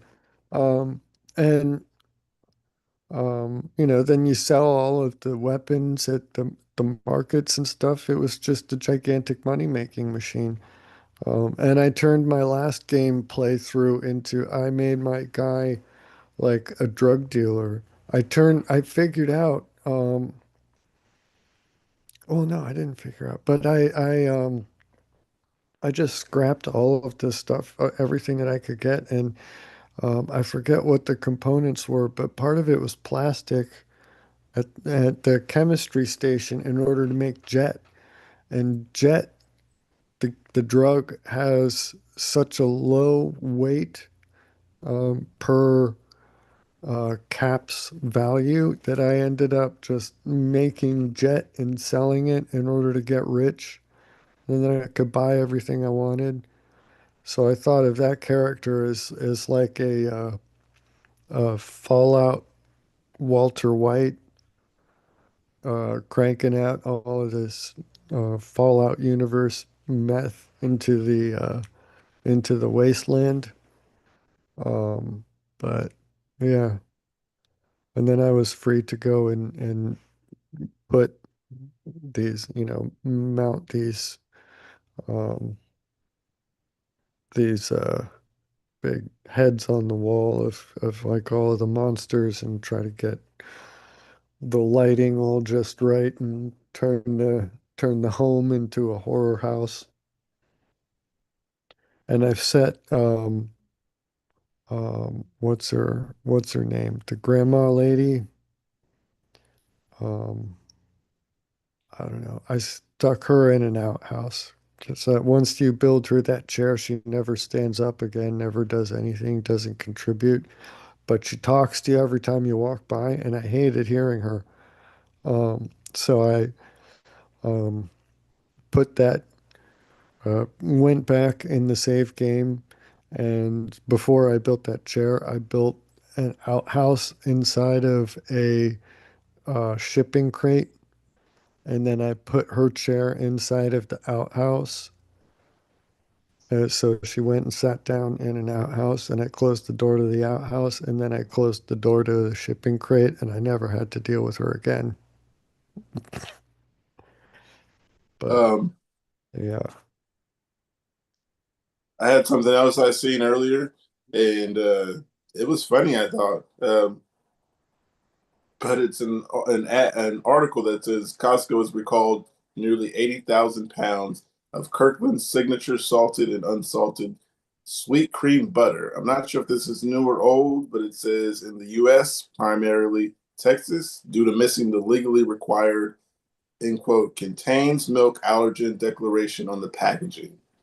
The FDA classified this as Class 2 recall, which means the product could cause temporary and irreversible adverse health issues for those with milk allergies. Consumers can return the product to Costco for a full refund. Huh. That So, is like the pinnacle of idiocy. yeah, Warning, butter may contain milk products. Like, what the hell?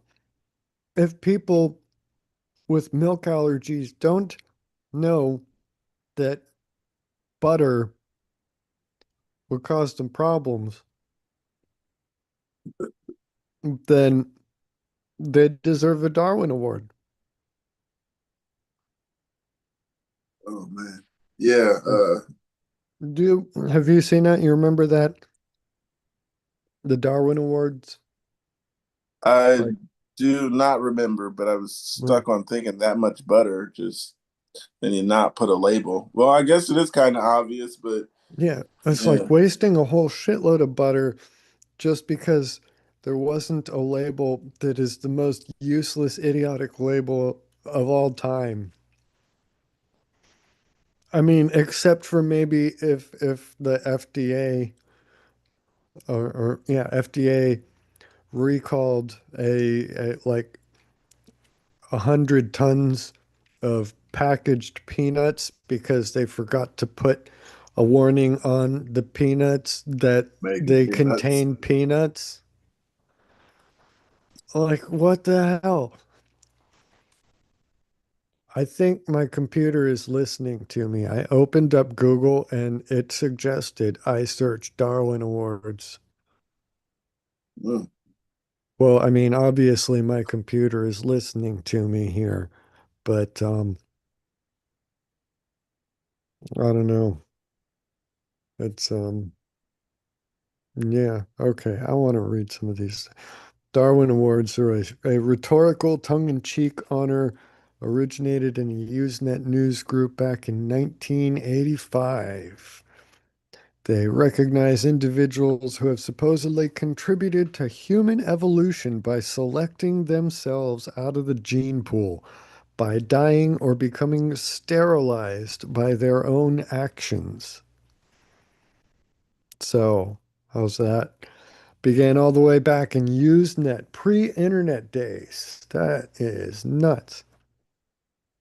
So, it's older than I am, just by a little. Project became more formalized with the creation of a website in 1993. There we go. Followed by a series of books starting in 2000 by Wendy Northcutt. Almost called her Wendy Worthcutt. I think I do have a degree of dyslexia. I get words and letters mixed up, and I need to stop and reread stuff a lot. I don't know if that's just a normal person thing or if I'm extra special. I don't have any research personally done on that, so I don't want to self-diagnose you. Sounds interesting. Something you should look Well, into, maybe. if you're doing the diagnosis, then you would not be self-diagnosing me. Well, Yeah, I get what you mean. I don't want to I just, diagnose you with something, and I don't have the experience in that field to yeah, tell you that yeah, even yeah. what I'm saying might be the smallest bit true. I don't believe some of the stuff I say. Mm. Got to take it with Well, a grain of salt. yeah, as long as you add a disclaimer to everything you say, you can always say, You see, I knew it." Or I knew I might not have been right, or I knew that. I told you so. Either way, um, b- b- uh, in the spirit of Charles Darwin, the Darwin Awards commemorate individuals who protect our gene pool by making the ultimate sacrifice of their own lives. Darwin Award winners eliminate themselves in an extraordinarily idiotic manner, thereby improving our species' chances of long-term survival. Accidental self-sterilization also qualifies, but the site notes, of necessity, the award is usually bestowed posthumously. Yeah.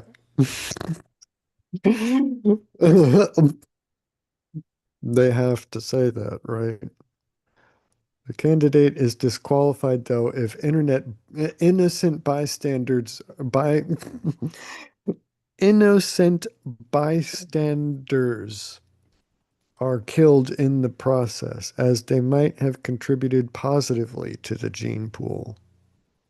Yeah, you never know if you may have taken out a future Nobel laureate with your idiocy. Idiocy? Something about my tongue not working right with this. I think it might be going downhill now. Um, do they have any Another world thing I seen that I was thinking perception? about was Notable, oh, sorry. I was just coming. yeah. Notable recipients Gary Hoy, who fell from the 24th story of the Toronto Dominion Center whilst attempting to demonstrate to a group of students that the windows were unbreakable. His death has been featured in television programs such as A Thousand Ways to Die and Mythbusters. Charles Stevens was the first person to die while attempting to go over Niagara Falls in a barrel. Hmm. John Allen Chow, an American man killed by the uncounted Senetalese people on North Sentinel Island while attempting to proselytize them. Yeah, I that something I seen on I believe it's a monkey. Oh, it says bonobos are the only known primate, humans included, that don't kill each other. Um, it's that's a smart cool. thing to, huh? That's cool. I like that. Yeah. They're But smart enough to bonobos not. do a lot of weird stuff too, also, right? I Don't thought it they was interesting that they know personally. Let's just not kill our don't species they and kill other stuff. Like humans don't think like that. Um, I yeah, don't we're killing each other at an bonobos amazing rate. though like mutually pleasure uh each other manually if you get the hand I'll uh read the no, article. I don't know. I thought bonobos have some odd stuff. I Here's the remember article here I'll read. reading that chimpanzees are the only species besides human to have been known to go to war. There's Oh been a wow, known chimpanzee war. that's interesting. Yeah, So it'll be like Planet of the Apes, like when they all get on the line and they are about to have war. Um, that's very interesting too. Uh, yeah, but I was going to read the article for this. It says, as humans, we like to think we're one of a kind, but pull the camera back and the picture gets simpler. Humans, like every other species, run on instincts shaped by evolution. One of those instincts kicks in when something outside the group feels threatened. Give people a shared problem or a shared opponent, and they often grow closer. Researchers call it the, in quote, common enemy effect. We tighten our bonds when we believe we're facing the same challenge. It's not just a human thing, chimpanzees do it too. And now a new study suggests bonobos also do it just in their own quieter style. Somewhere along the evolutionary path, bonobos leaned hard into social connection, and it shows. Wow. Um, a big aspect of that bonobo um, social um, um, nature is sexual. Um, they're the only yeah here. Sexual activity acts as a social currency to navigate relations, greet, and decrease aggression. They engage in the diversity of acts. Hmm. I cannot describe without getting a strike on the channel. I think I will avoid, but Shoot for the yes, stars. a search of Bonobo's sexual behavior um, lays out a description of how and why bonobos have such minimal aggression between each other in society. They work things out a different way. Here's another thing that was on that same article. It says bonobo basics. Bonobos sit right next to us on the family tree, sharing roughly 98.7 of their DNA with humans. That caught me. Only chimpanzees are higher. Huh? Only chimpanzees are higher. Huh. Chimpanzees share 98.8, I think. But yeah, chimpanzees, humans, and bonobos are all closest related to each other. And they got something that says they also stand out from their chimpanzee cousins in one big way. Bonobo society tends to run on cooperation more than confrontation.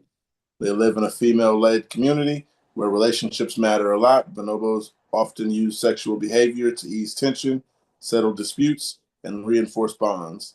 They're leaner chimps with dark faces, pink lips, and strikingly expressive eyes that can feel almost human when they look onto you. In the wild, they spend plenty of time in trees, but move confidently on the ground too. They forage for fruit, leaves, and small animals, and they communicate through a rich mix of calls, gestures, and facial expressions. In short, bonobos stay socially tuned in, and they make connection. They make the connection a survival skill. Hmm. Yeah, these animals are really, really smart, is what it's telling me. Yeah, so you're using sex as an Sex is incentive a to not be currency. angry. Yeah. Uh, it's like, don't be angry. There's this. Um, from the male and female perspective, someone was happy. Yeah. Yeah, I do pay attention to a lot about animals. I mean, yeah, a lot about animals in particular. I do have a couple tabs open with just a bunch of different animals. Are you interested in any bit about animals? Do you search animals or look up anything about animals? I don't necessarily jump to searching about animals specifically, but I do a lot about animals. Um, I don't know. When something comes up on like something on TV or in a movie happens and it just happens to raise a thought, then I'll go and research it. And a lot of times those are animal related. Um, I don't know. I think more of my attention is on like space physics and technology stuff. Not that that's exclusive interest or that I don't like animals. I love animals, but um, I mean, my tabs here open are the the video of that robot that we were discussing the other day, the customizable humanoid robot. There's a video about the seven Islamic nations are collapsing over in the Middle East and Northern Africa and the possible impact of that. A couple podcasts on. There's a little bit on theology. There's something about Peter Thiel, and that's weird. Um, yeah, a bit about AI, and then stuff for, you know, uh, just, you know, epilepsy universe stuff. But that's not to do. There's a I lot got more something there. else that I thought was funny that I Hmm. found.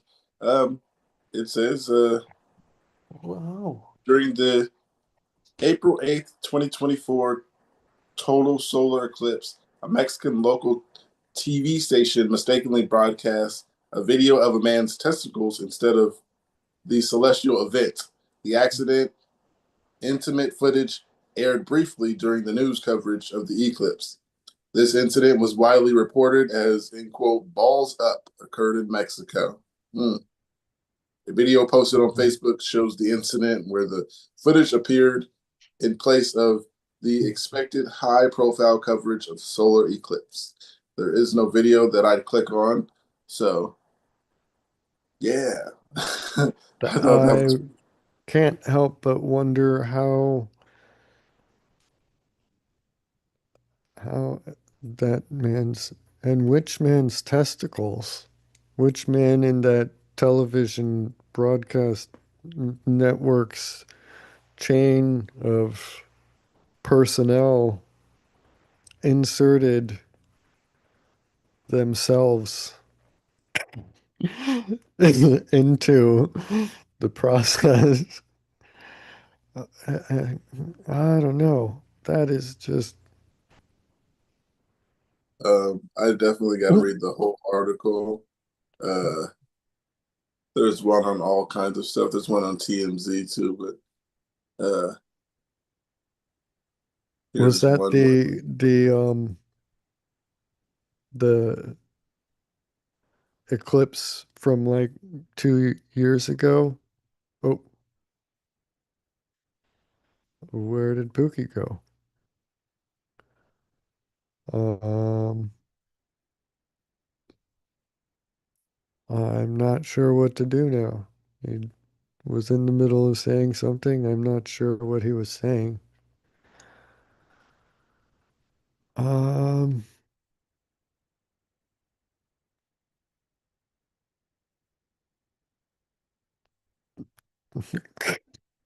deer meat headlights. What do I do now? Okay. Oh, oh, okay. Yes. He said his battery died and he will be back momentarily. In the meantime, I will find something to ramble about. Uh, oh, hold on.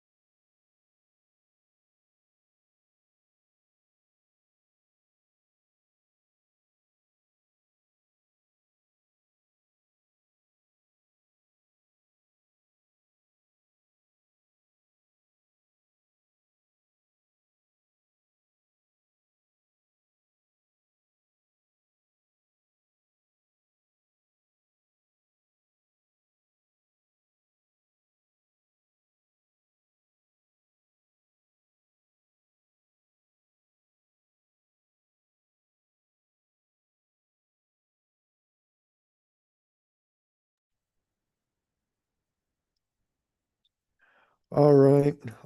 Sorry about that, everyone. Some unforeseen circumstances here.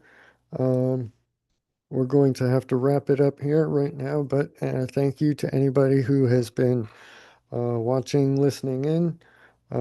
We're going to be doing these again Thursdays, Saturdays, and Mondays.